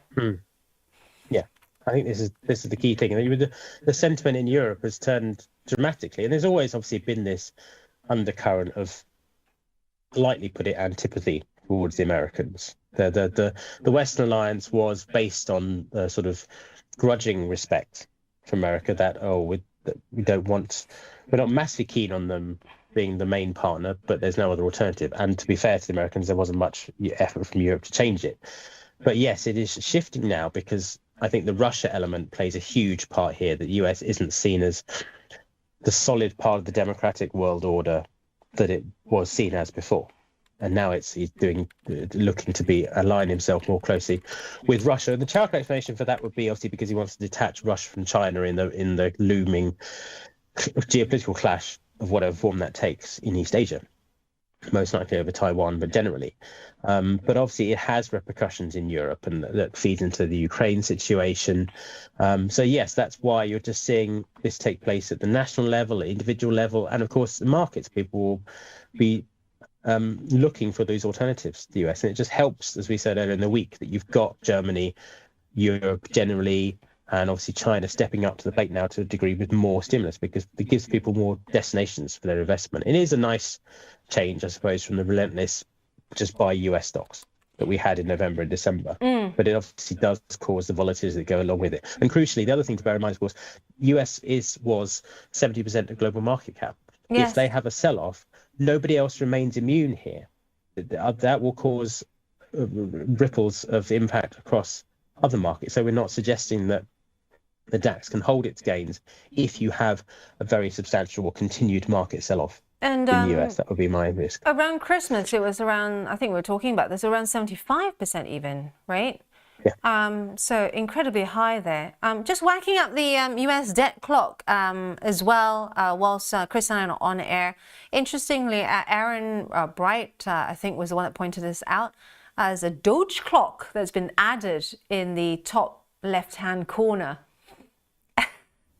to this, which also calculates the savings per taxpayer down there. I'm surprised it's not higher. I'm sure you can see Elon Musk hopping up and down, you know, to say, why is this figure not higher? They had that cabinet meeting last week where essentially he was told to rein it in, really, because there's a lot of disquiet on this front. So to an extent, it's been halted in its tracks, really. You know, really, this debt clock should also be looked in conjunction with what the bond markets are telling us as well. Recently, you know, bond markets looking like they've been losing patience, right, over the number of changes out there in terms of tariffs, this looming shutdown situation as well. It's really quite something to behold. It's like an economics class, but just in real time and so much more exciting. 10-year now, 4.3%, 30-year, 4.6%. You concerned at all by any of these levels here and the signals from the bond market, Chris? Just very quickly. Yeah, I think there's clearly some concerns about just the direction of policy. It's the uncertainty that's really coming into play for the US here, and that's the problem we should bear in mind here. So I think the bond market will be the bigger signal more than anything else. If they get the yields down, it helps the borrowing position, of course, but the pain that goes along the way is very hard to calculate. Right, a lot to talk about, but unfortunately we have to go. Thank you so much, Chris. Have a good rest of the Thursday. We will see you again perhaps tomorrow or tomorrow. Yes, that's right. We'll see you tomorrow. Do stay with us because we've got Erin and Afsan up next.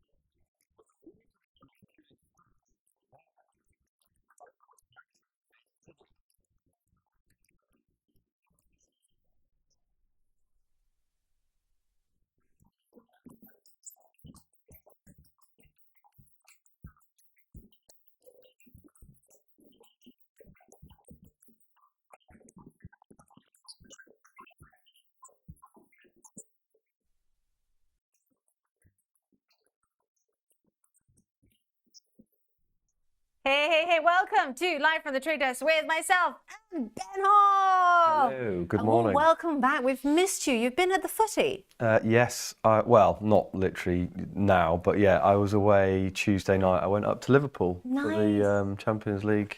How was it? How was the 16 vibe? game. Well, unfortunately, Liverpool lost on penalty, so it was a long old evening, but like bucket list experience going and seeing them on a Tuesday night. It was amazing, really cool experience. And yeah, everyone who joined us absolutely loved it. You were with the clients? Yeah, with clients. So took some clients. They actually travelled. So Liverpool playing PSG, and I have a guy who's sort of over there and comes back and forth from London, and they came from Paris, so they absolutely loved it. But it was amazing, good. But obviously, the result wasn't great, but cool to go and experience it and be there. Really, like.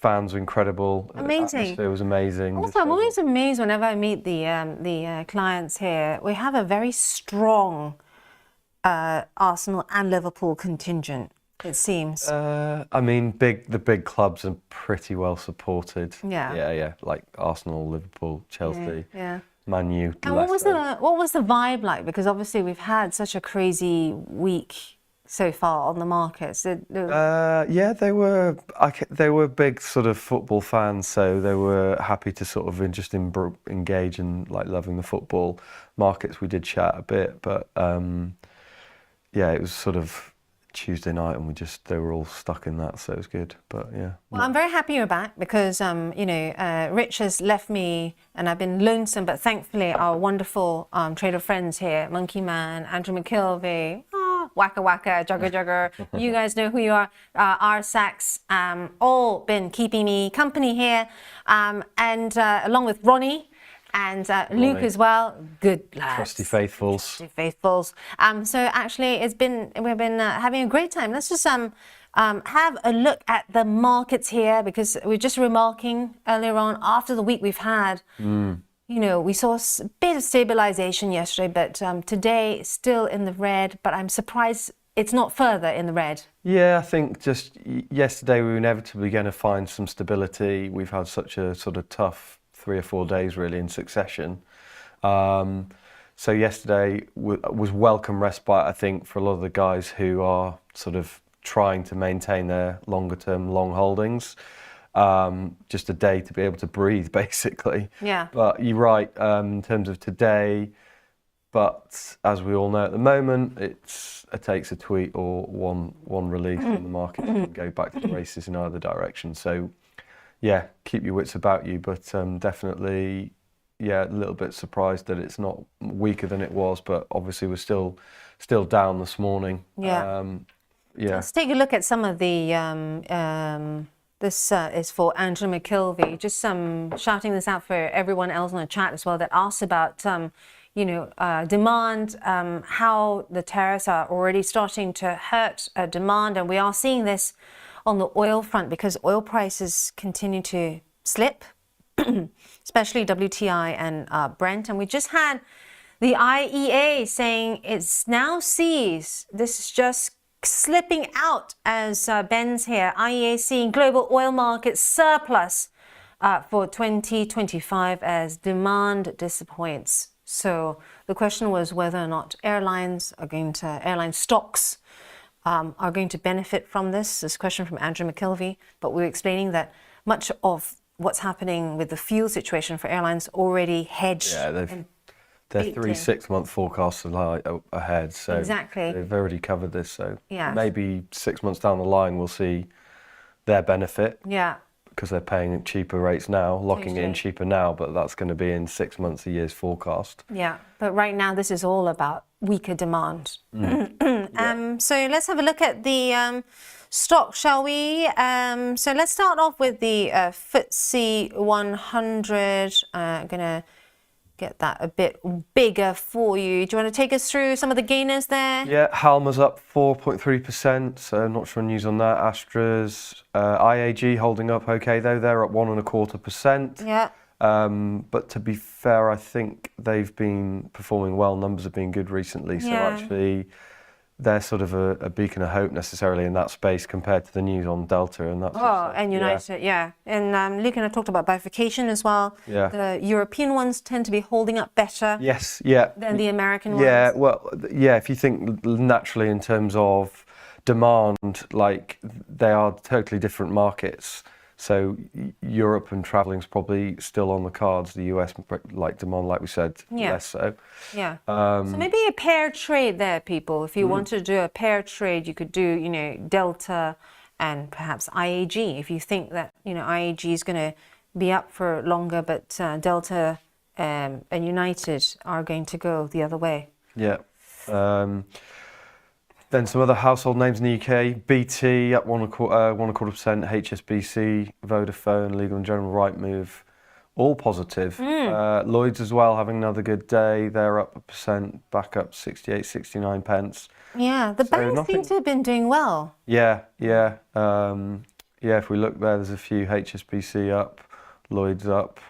Not sure where Barclays are, but yeah. In fact, Luke's got a client that just trades. Yeah, just UK trades the banks. Yeah, I spoke to him lots. Yeah, literally just focus on it. I'm a big believer in, like, if you've got an area that you follow closely, you've got far better understanding in terms of the actual market movement. Like you know it inside out. So yeah, and then if we look on the downside, and interestingly, NatWest down 2%. So I don't know if there's anything particular for them. Entain down 2.08%, Fresnillo 2.35%, Persimmon, Barrett's. So UK house builders, Taylor Wimpey's are down as well. So the UK house builders under a bit of pressure. Yeah, so... What's interesting about the house builders as well is, like, there seems to be absolutely no respite for them, given we've got, you know, potentially lower rates come the summer from the Bank of England, but it's just the macro environment is just not supportive, is it? Yeah, and I just think rates are so much higher that the market wants a big move. So even though we may get a cut in the UK, I don't think we're seeing sort of the sustained period of cuts that the market wants to see, really, from a house builder perspective, to give it that impetus.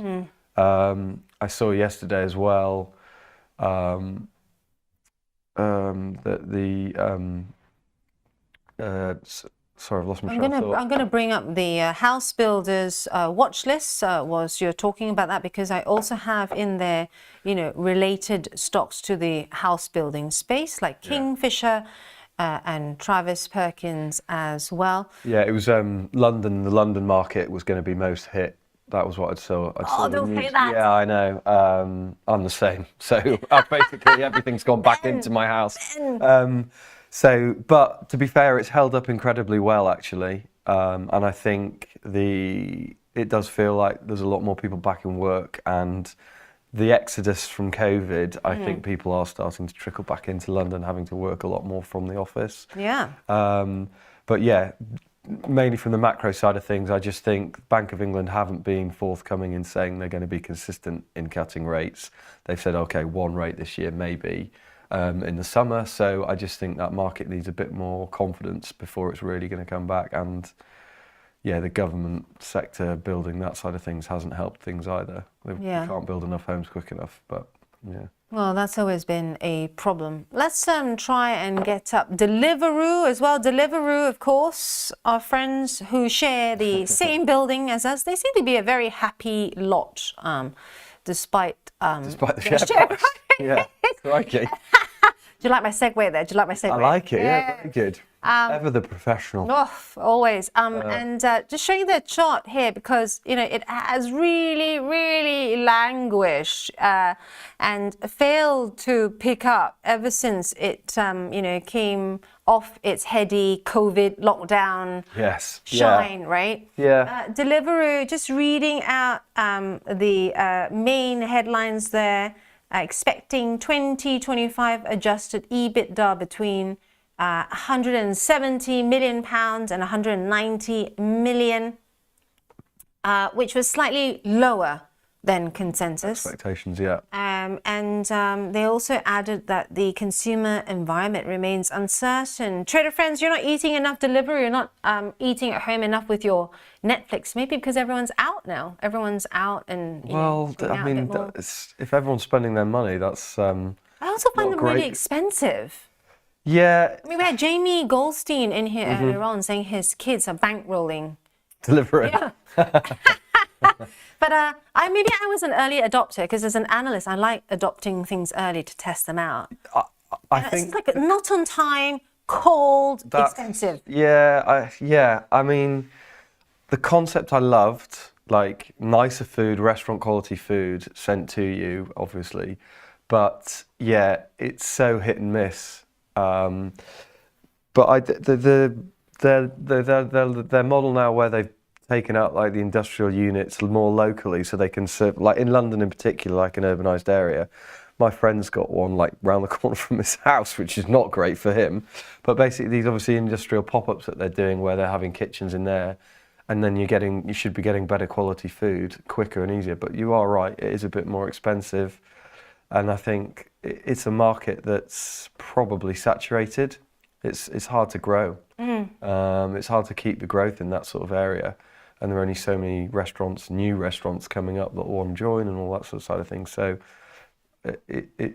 unless it's going to do something different, I think it's under pressure, and that makes sense, really. Yeah. Let's head over to Germany 40, where their version of Deliveroo is, I think, Delivery Hero. I've never used them before. Yeah, Delivery Hero, and you then used they them? had Just Eat as well, didn't they? Were they part Yeah. of the German listing? Delivery Hero, no, they're almost on like the average takeaway shops, aren't they? Like Yeah. old school. I've Like, never used them. yeah, lady like you. I don't know. I like testing things out. I mean, on this show, I got egged on by Monkey Man and the gang here to try Domino's for the first time, and then How was that? the last time. I think you're either a lover or a hater. It's like Marmite, basically. Yeah. But you know, I get why Buffett, you know, might like Domino's. So he's added Domino's. Warren Buffett. Yeah, it's interesting. It's a franchise model as well. It is high margin. Yeah. The people who own the franchises tend to do well, but I don't use them. I found them incredibly expensive, but everyone's like, no. There's always a deal. There's always a leaflet coming through your door or something. You never pay full price. Yeah. There's always an opportunity to get it cheaper. But if you were just the layman, just to try and buy a pizza, I think it's like a lot of money for what it is. It is, and you know, it's like fun food, isn't it? Yeah. Yeah. Don't go. And I like Greg's. So I held Greg's during the vegan sausage roll. Yeah. Lift. Good Northern company. And I love their business model. And we have one down here, and I often go into the one in London Bridge too, just to, you know, check out what they're doing. And they've got very good pricing, and they clearly know how to get you to buy more as you head to the till. Yeah, you know, that kind of like buy two for da-da-da. Yeah. Or if you do this and you add this, and you know, 3 for 4. Well, I can't do the vegan one. I found out my husband was terribly allergic to that vegan sausage roll. Oh no. Yeah. He's allergic to being vegetarian. He didn't know until that vegan sausage roll himself. It was a almost hospital job, that one. Yeah. Germany 40, let's have a look.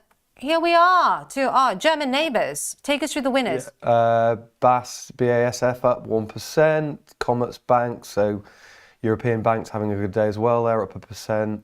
Deutsche Telekom, Hanover, they're up just under 1%. Total Energies, Heidelberg Materials. So again, on the sort of infrastructure play over in the US, the energy companies, Deutsche Telekom, BASF as well. So yeah, it all sort of makes sense with the sort of infrastructure play that we're hearing out of there as well. Yeah, they're holding up nicely, aren't they? Yeah, Rheinmetall's still up there at 127. Wow, like defence companies done incredibly over the last sort of 3 weeks. Let's have a look at the Airbus, interestingly. Oh, Airbus. Yeah, they were up as well. No, just on the positive as we were talking about the airlines across Europe. Yeah. The down Daimler Truck, wow, down 7.5%. So maybe some news in that. Siemens Energy down 3%. Infineon down 1.99.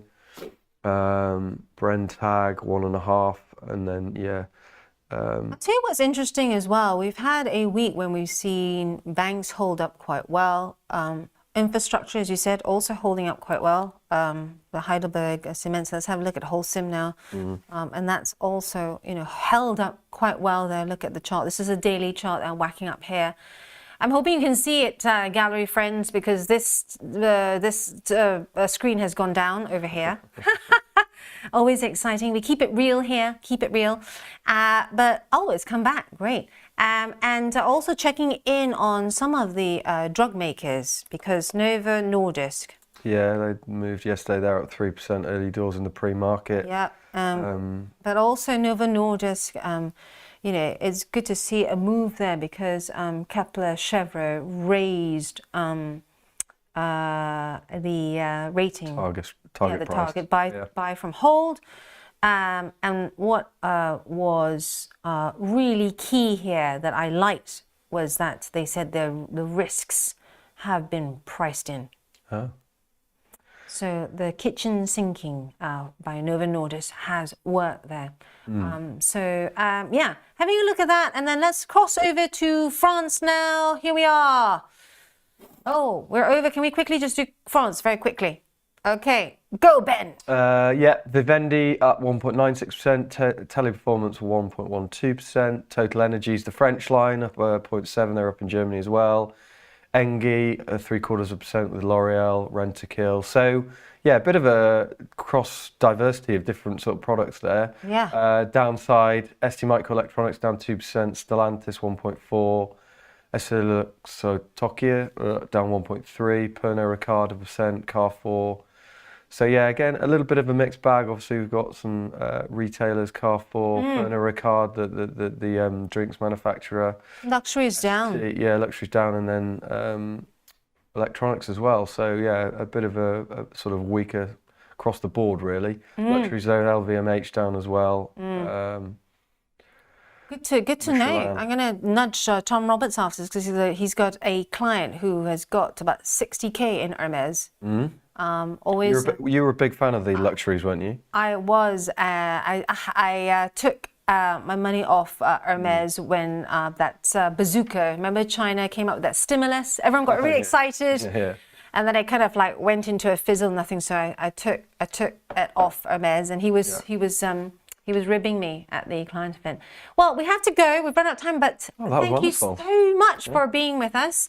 I want to see some of the pictures from the event a bit later on. Yeah, I've got a video of You'll Never Walk Alone. Oh, have to get that on the show. Yeah. Thank you so much. And we have market measures coming up next with Rich Tea Biscuits on some options basics. Thank you.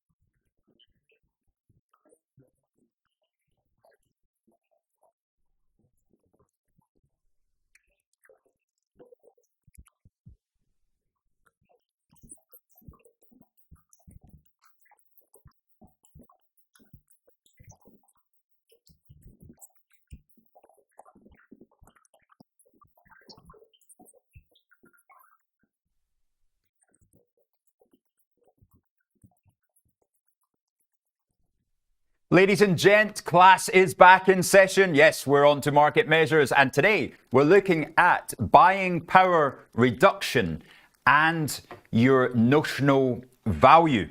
So, settle down. We're about to begin. Now, think of BPR a little bit like if you're an IG client on spread betting or CFD, think of BPR like margin. Right, so this is a really important part, especially days like the last few days, because that margin or BPR becomes really important part of your portfolio structure.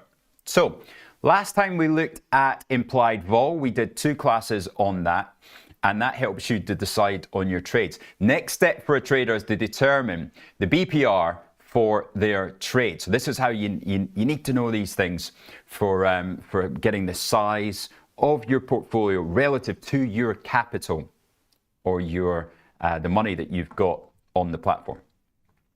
Now, notional value denotes the monetary exposure of a trade, and that's calculated by multiplying the shares or the strike prices, right? So that's just a very simple your notional value of the underlying. Buying power reduction is the capital deducted for placing and maintaining trades. And it varies by account type, but understanding these concepts is vital for assessing trade risks, especially in those leveraged positions, right? You got to get this right, because when it goes wrong and when the market goes against you, that's not the time to be learning about this. The time is before you place the trades. So notional value is calculated by multiplying the number of shares for options by multiplying that strike price by 100, because each one contract is 100 shares. This is in American stocks, right? So you multiply it by 100. This value remains static across all the account types, providing traders with a clear understanding of the trade's overall size without indicating the actual capital required for execution, right? That's the BPR. Most traders use margin for greater leverage. It's a 2-to-1 on stocks, right? 2-to-1 leverage on underlying stocks. So you can trade stocks in the Tasty platform as well. Or 5-to-1 for naked options, all right? 5-to-1. The brokerage requires you to put up their view of the practical maximum loss for a position given the time frame, so they don't take unnecessary risk and you can cover yourself, right? So it's how do I say, I find it a little bit more of a clearer guide than the margin on the traditional IG platform, because I know that this is attributable to what the practical max loss would be in the vast majority of cases, right? So I use a little bit more of my BPR percentage as a total capital than I of my IG margin as percentage of total capital. Now, different account sizes have different access to the underlyings, right? We put them into 3 brackets for you, and think of it by stock price. So if you've got a $10,000 account, right, then it makes sense to be trading in stocks with $100 share price or less. And then you can see the examples there. Uber is a good one. TLT, of course, is the bonds, the 20-year bonds. Now, this is 3 buckets, but think of it on a sliding scale. The higher you have towards 100,000 in your account of capital, the more of these $350 underlyings you can be trading on the options side, right? So that's like the more of the ETFs of the sector swaps, like XLE's energy and XOM, IBM, GLD is of course for gold.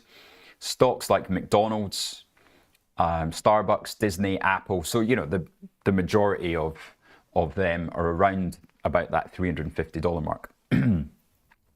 Then you want to have sort of upwards of that 100,000, more towards the bigger amount of capital if you're going to be trading stocks with really high share prices, because of course the higher the share price, the more BPR you're going to do for even making one contract.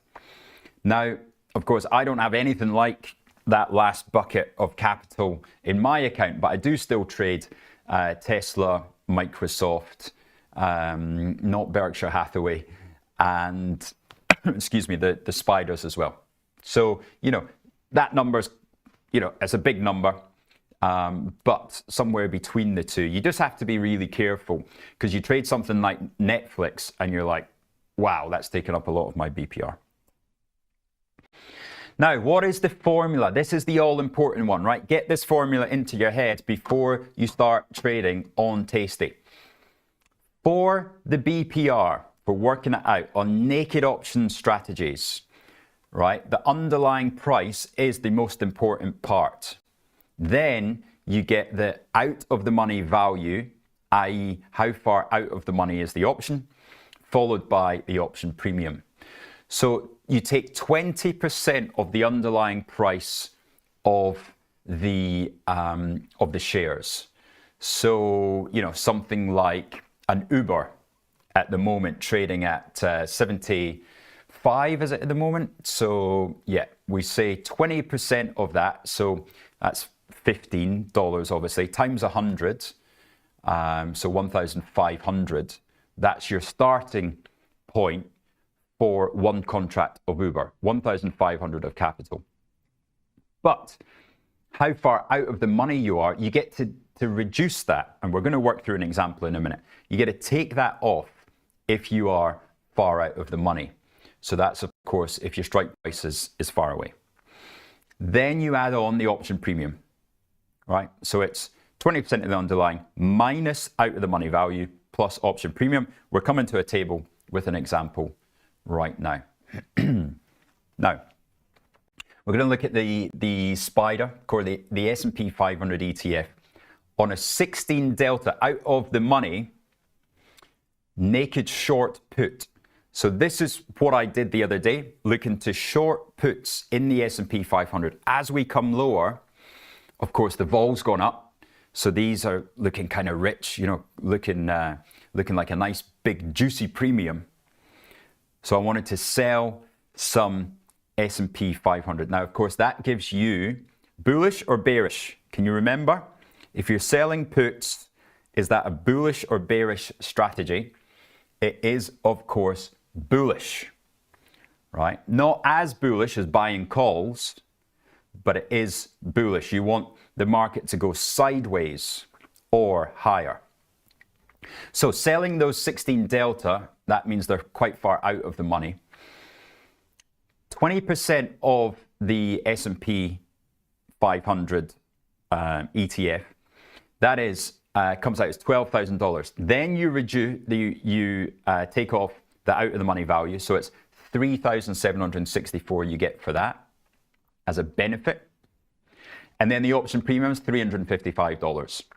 So square all that up, and the BPR reduction is 8,500, right? So that's the amount of capital that is taken off your total, and that is 8,591 BPR. Now, when you're putting it on, you see that at the bottom, right? So you see that BP effect, that's where it would sit, 8,591.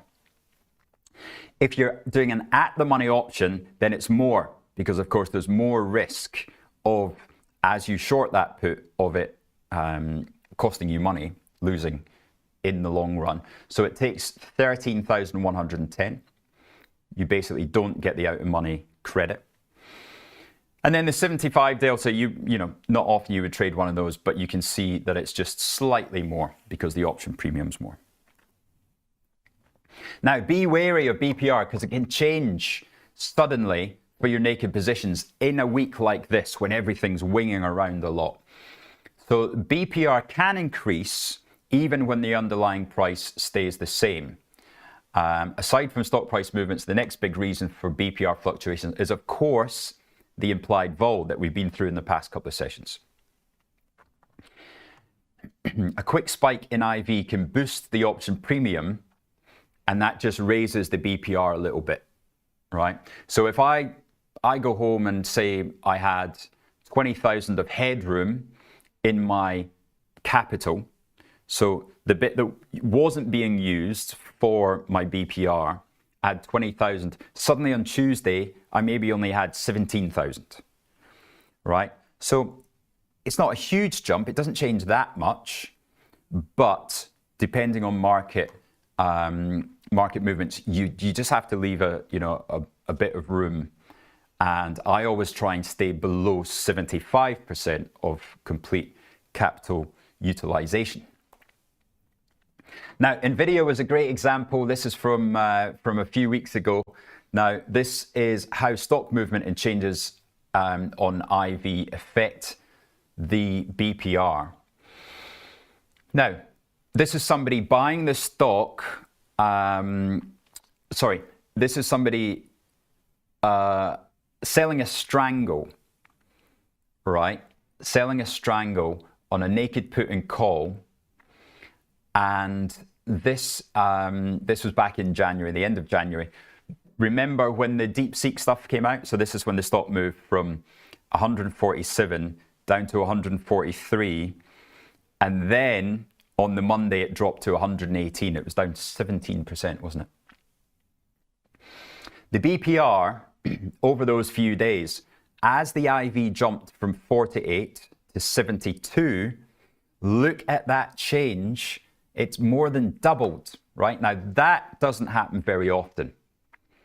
The BPR range being over 100%, that doesn't happen often, but that's why you need to leave yourself that margin room. And I did actually get a margin call on this occasion that I remember very well. That's why I recognize the numbers. But as you can see, as NVIDIA popped up the next day, you had a huge drop in your requirement. So it happens both ways.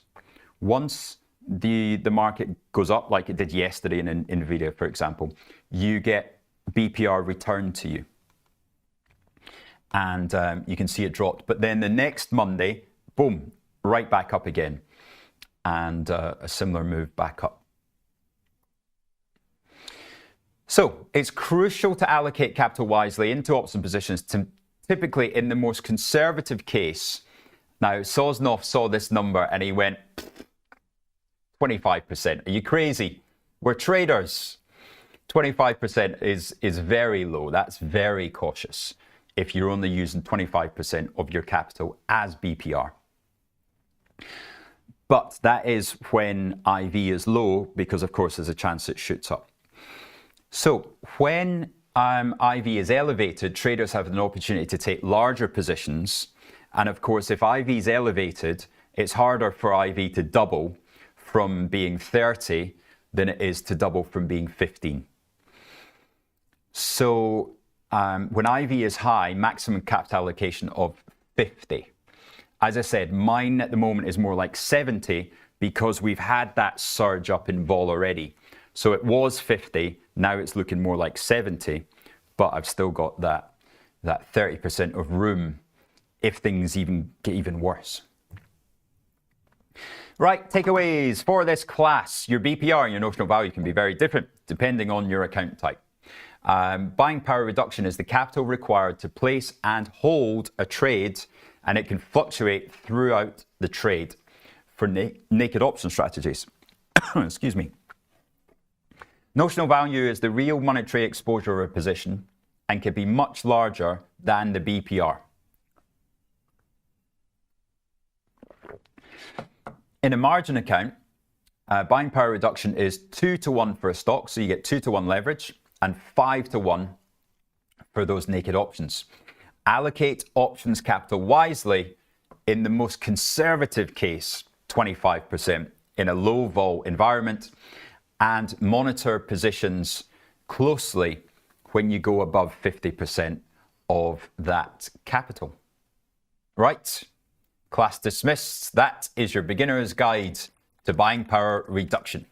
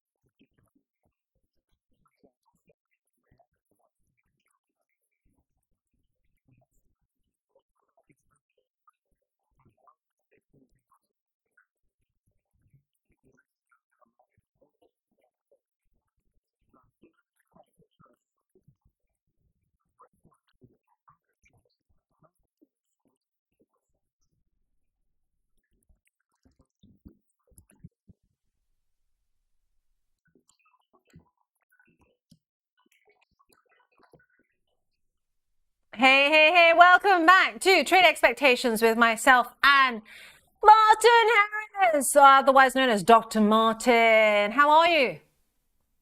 Yes, good. Thanks. And yourself, Professor Angeline.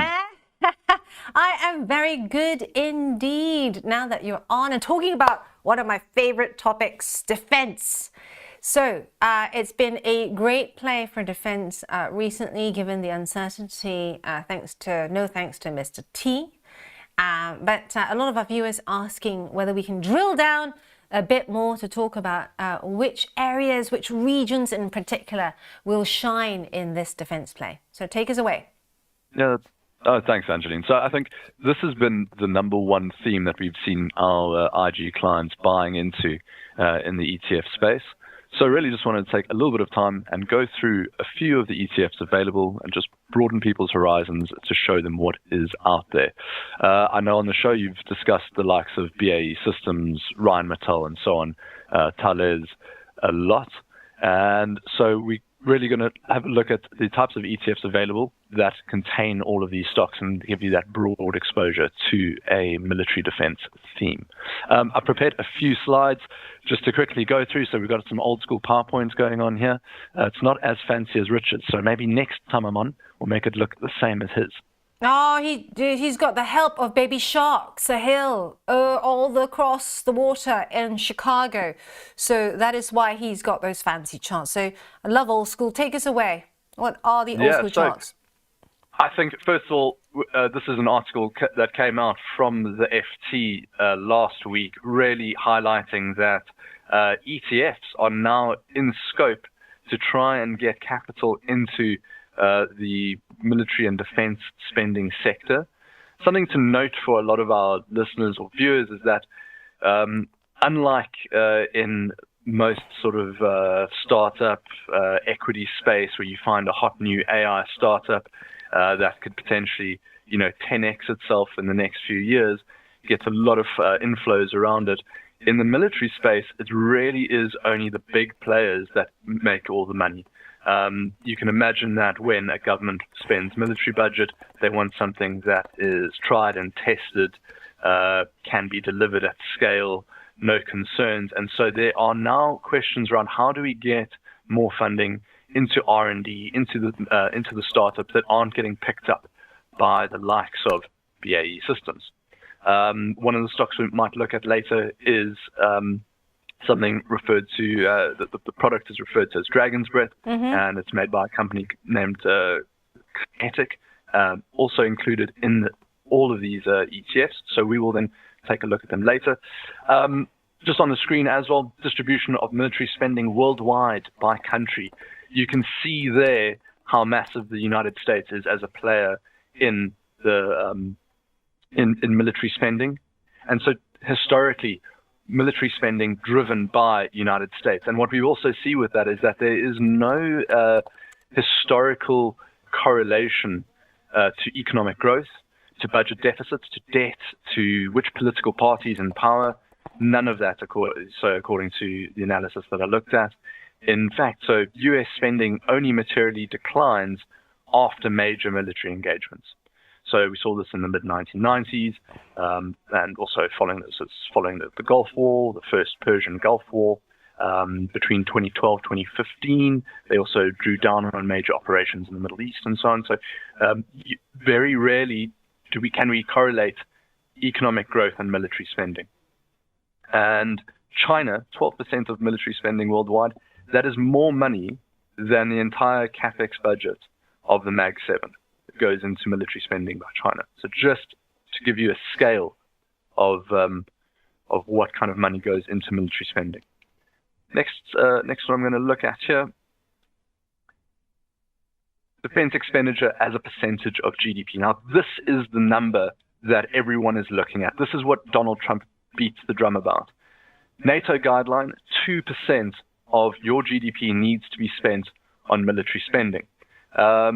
This is slightly older data looking at 2022, got this from NATO themselves. Very few of these countries have yet met this 2% criteria. And one of the things that countries will do, including the United Kingdom, is they pad their defense expenditure with a third of the United Kingdom's defence expenditure goes towards military pensions. So United Kingdom is actually paying closer to 2.8% of GDP, but a third of that number is not on being spent on R&D and infrastructure and military personnel, but actually on things like pensions. So and that's been a contentious issue with the United States. They're fully aware of it, and you're seeing a lot of that with the likes of Italy, Germany, United Kingdom, and so on. So that's just something to be aware of. The trend here is that you have majority of the countries within the EU and a minority within NATO that are not putting up the 2% spend. And so why we're seeing defense stocks soar is because countries are starting to commit to this 2% guideline. Mm-hmm. Now, the countries haven't been spending to the 2% guideline for over a decade, and they need to catch up. So we're seeing these headlines coming out of Germany, out of the EU, EU Commissioner, looking to put almost €500 billion up to for countries to catch up on their defense spending so that they can invest in infrastructure, invest in R&D. Because what we have now seen is that by not spending on defense, you're not putting up a deterrent. And the cost of not deterring a military operation, but then, in Ukraine, for example, has cost probably more than what would ever have been spent on defense in the first place. Totally. It's all about who's got the biggest stick, right? Exactly. And so you have to, and it's an interesting one. What historically all that happens is you spend money on defense, you buy the equipment goes into a warehouse, you have this inventory stock. And what we're seeing in the United States and in Western Europe is that the inventory levels are incredibly low, and that it will take multi-years response to actually replenish ammunition stores and things like that. So we're not going to go into too much of that today. We're going to try to keep it quite brief.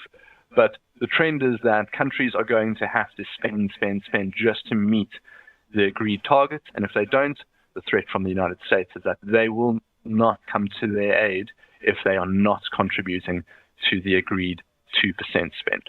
Mm-hmm. Very quickly, taking a look at distribution of military spend, when we take out the United States, this is now just in US dollars. We can see Germany, United Kingdom putting a huge amount of money into military spend. And as I did say, that number is padded. So a third of the United Kingdom spend is going into pensions. What are you also, all right. Just as you're showing that chart there with Germany, and that figure is likely to also move higher, given, Germany has now said it will loosen its coffers and spend to achieve growth, right? And part of this growth is also to up their defense, or upweight their defense amid what's become a very increasingly hostile sort of mood music coming from across the Atlantic. That's exactly right. So this is what I was sort of talking about. You see these headlines coming out. Germany looking to take on debt in order to boost spending in the defense sector. So we've seen the likes of Rheinmetall in particular benefiting from that sentiment shift. What we haven't seen yet are the French and the Italians and the other European nations. So the Polish, if you take a look at this chart, you'll see Poland already outspend according to the size of their country. Mm-hmm. We would want to see the rest catching up, and the likes of Canada, increasing spend on military and defense. Where is this data point from? Is this Statista or is this data stream? This was taken from NATO. I've just created a chart out of it. Nice. It's rebuilt. Sorry. So this is NATO data. The chart earlier was Statista, taken from their website. There's some great charts on Statista if anyone wants to go and have a look. You're going to talk us through the ETF construction method here. Yeah, that's right. So what I wanted to do very quickly is just take a look at one of the ETFs that I'm going to discuss, and this is going to be First Trust Missile ETF. I've taken this from their website. All of the ETF builders use something quite similar. All right. The idea is, how do you identify a pure play military business and not just start scooping in companies that may have a small military contract and therefore are considered a defense stock. And so what they've done is they break down exactly what they are doing. So first of all, they're looking at the liquidity of the company. They're not going to put stocks into their ETF that don't work. So if we take a look here, liquidity of the company needs to have a free float of 500 million and the minimum free float equivalent to 10% of shares. They are looking at companies that derive more than 50% of their revenues from two themes. This is one that is slightly broader. So they're looking at aerospace and defense as well as traditional aerospace. So we're looking at commercial aerospace. So this will often be in the engine sector, in airplane bodies, and so on. And that's how they determine what they're going to use. So they're using this 50% of revenue must come from these two themes. And what we find is that every single ETF I'm going to look at today, I'm going to look at 4, use this 50%. Where they get it from does differ, and that's what's interesting to see, and that's what I wanted to look at. So very, very quickly, got the 4 companies up, 4 ETFs rather, that I was going to wanted say, can I try and look at. guess the top 3 before you put that up? Oh, okay, go, guess. So if it's aerospace, I haven't seen that yet, then I would say It's you gone, gotta so have you can put your hand down. BAE. Oh, it's gone. Okay, so then you have to have BAE, obviously, and this is a European, right? It's just European. So these are going to be ETFs. So these are we're looking at the holdings of the ETFs. They'll all contain BAE. Yeah. So and then the other 2 would be Kinetic and Raytheon. Have I got it right? Okay, so Raytheon, you're absolutely right. Kinetic is a very small company, so it won't sit in any of the top 10.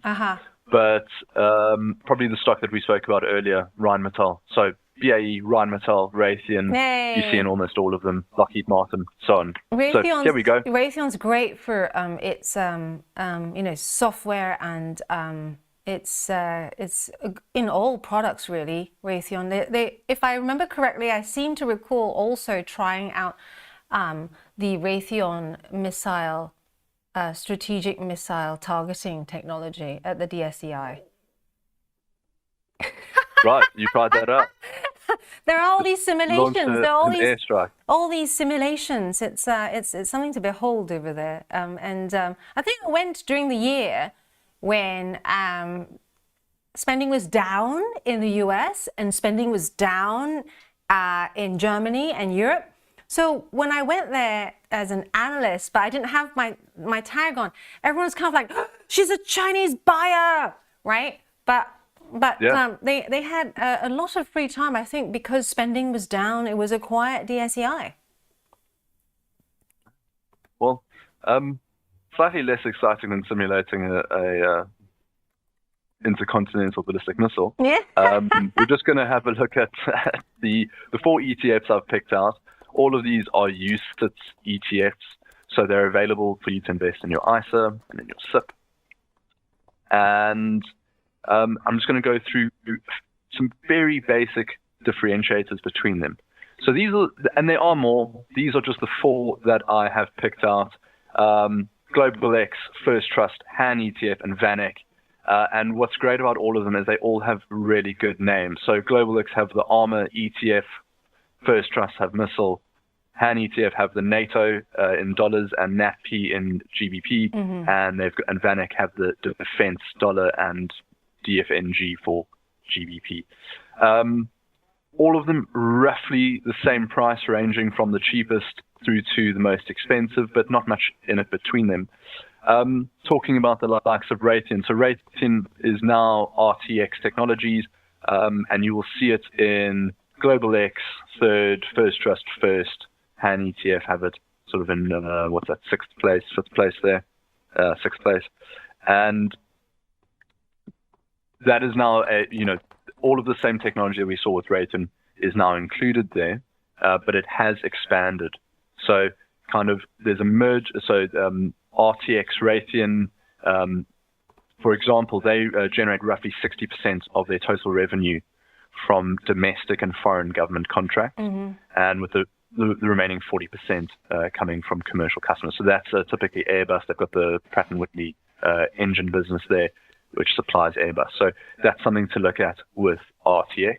Nice. One of the big ones with First Trust is that there is a global aerospace and defense. So there's a lot more commercial business in here, with the likes of RTX in particular leading the charge there. So 40% of RTX is commercial and not military.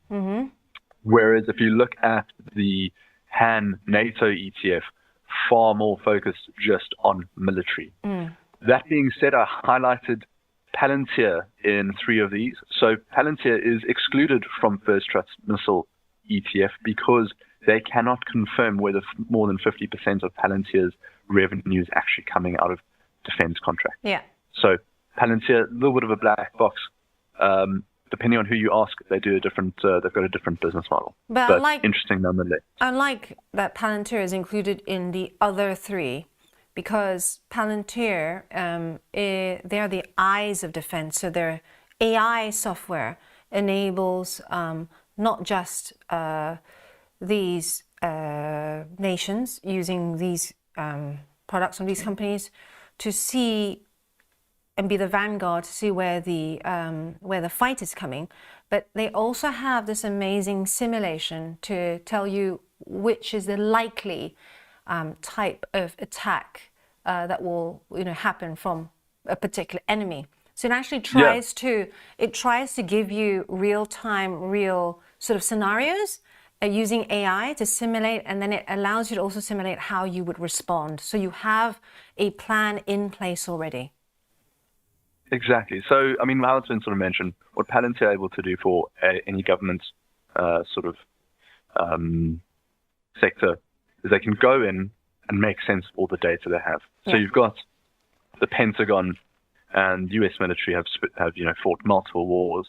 They've got all of this data. What can they do with it? How can they optimize it? And Palantir then do that. And now that could be in how conflict strategy, could be in just optimizing the way that they run payrolls. You never know. So Palantir cover everything, and that's why they've got this approach where they can optimize any business's data. One of the other things I wanted to point out is VanEck have no Rheinmetall. So you'll see Rheinmetall first in Global X, sort of midweight in First Trust, and first in Han ETF, but missing from VanEck. And they have an ethical consideration that they've put into play. Rheinmetall produce depleted uranium weapons. They believe that from an ethical perspective, they cannot include them in their ETF. So that's really the big differences. You've got Palantir in 3 out of the 4, and you've got Rheinmetall in 3 out of the 4. So just something for clients to be aware that these ETF sort of constructors are not equal. So when you buy a defense ETF, there isn't a single index that exists where they're all tracking that one index like an S&P 500. There is a different theme, there's a different style, there's a different approach that each of them take. If you want something that is more general around aerospace, cybersecurity, and defense, First Trust have the right product. If you want something that is very specific to military, you'd probably, and military in Europe, you'd probably be looking closer towards VanEck. You're looking for global military. Han is have sort of structured their product in the right way, and in the same way as Global X. So there's no recommendation as to which one is best. My advice is go to the issuer website. You can download their information. You can take a look at the performance, and you can decide which constructor theme you appreciate the most. I think the one thing is that Global X have a much more Global X as well as First Trust slightly more US centric version. So you've got the likes of Lockheed Martin coming in really high in both of those ETFs. Lockheed Martin, as we know, probably world's largest developer of defense, security, and intelligence products. We think about the F-35 Lightning and the strike fighters that they produce. There is a trend now that drone warfare is completely changing that environment, and that anti-aircraft systems now need to be built for anti-drones Totally. that just operate more efficiently and are cheaper to run. Yeah. And that's where the likes of companies like Kinetic and their Dragon's Breath system, which fires a 90,000 watt laser at a drone at 10 pounds a pop, versus using something like a Javelin missile, which has been used in the Red Sea to fight off Houthi rebels. Yeah, and the cost difference is incredible as well. It's like a Javelin. I read somewhere the early iterations of it was each time one was fired, it was like the cost of a high back Range Rover. Was the figure quoted. But I'm glad you brought up drones, because I have a snapshot of a picture of, not a drone, but the impact. Here we are, impact. This is when Russia invaded. And I'm going to try and zoom in for you, because I wanted to, I read a lot about drones and how this war is really being fought and won on the battle lines by drones. You can see the Elbit, and also the Elbit creates a defense system. So it's important to understand whether you are going to bank on the defense side of things. Drones, for example, we've seen Red Hat, for example, modular. They have modular drones which can be easily assembled and also fixed if the drone comes back and one propeller is not there, and cost effective as well. And like you said, Dr. Martin, it's all about the drone defense companies, those that sell the products that actually defend against drone attacks, that are also likely to do well. On that note, we have to go, because I can hear Afsan waiting in the wings, because Afsan is going to come on with us for the first of a series that is going to be teaching Afsan to trade. See you on the floor, Martin. Catch up with you later. Thank you so much for being with us. Thanks, Angeline. Stay there.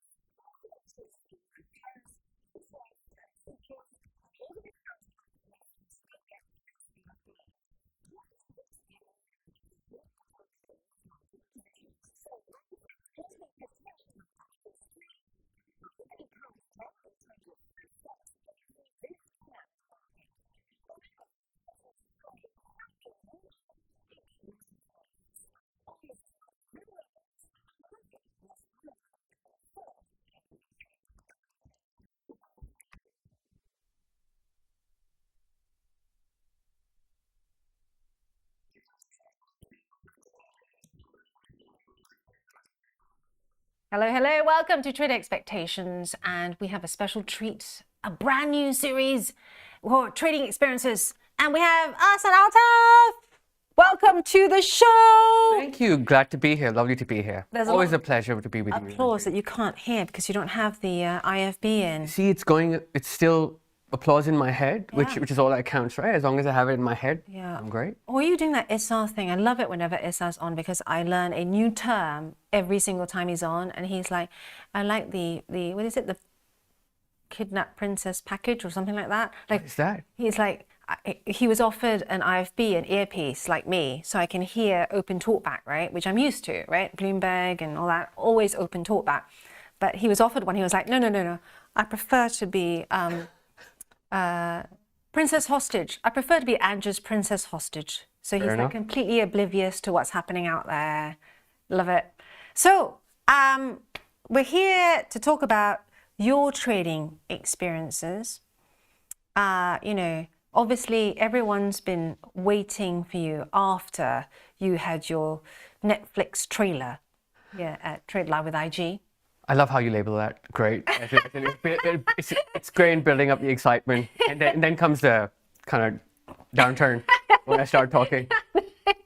Tell us about what you do here at IG. And for those of you that don't know, we met by chance at the IG breakout area talking about poker. Yeah, as in, Tell us about, you know, how what you do here first to start off with. And so I work in the FP&A department, and I'm the finance business partner for technology, essentially just kind of supporting them with. Important department.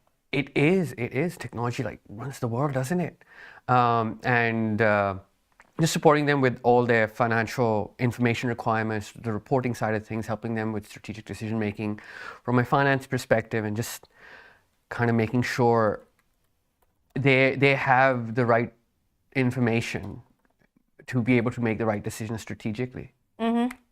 You also that important dude behind all our numbers, and each time we have, you know, just before, I always see you very busy just before.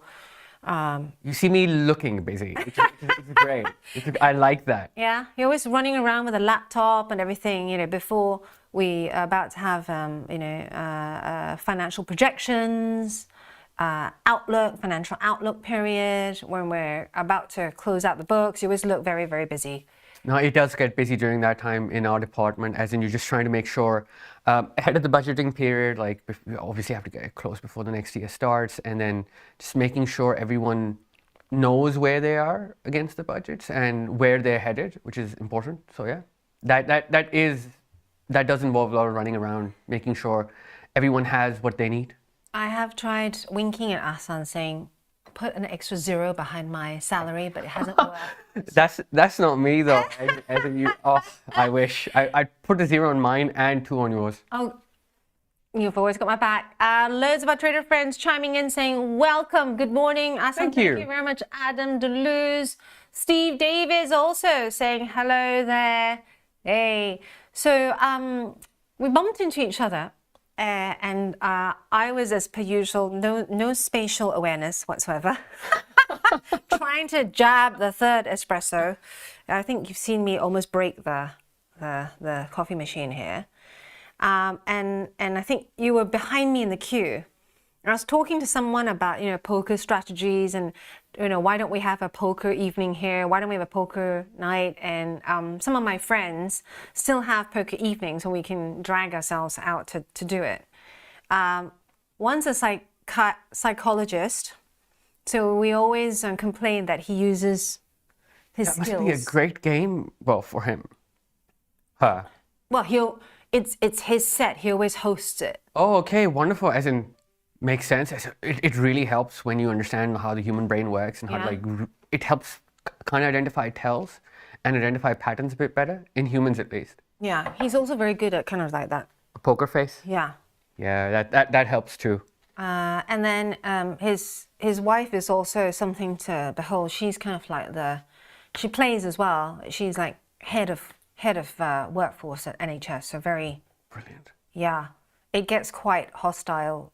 Can get quite hostile. But that's what keeps it fun, right? As in, that's what keeps it interesting. Yeah, we end up, you know, at the end, like throwing everything in chocolates, peanuts, you know, drinks.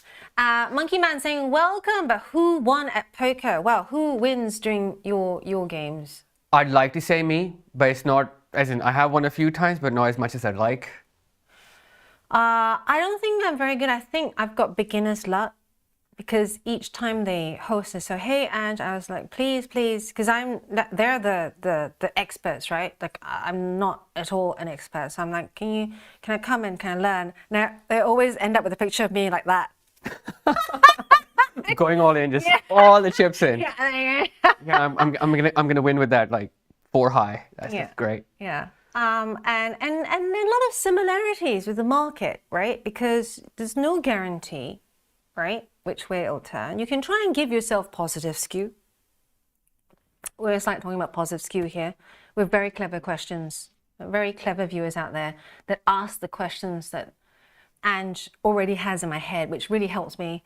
I think it was Maturin yesterday or Andrew that said, because I asked, we did a sort of 101 on how to have implied move in your head when we've had such volatile sessions, right? So there are ways on the IG platform and also on the Tasty platform, whichever you use, that will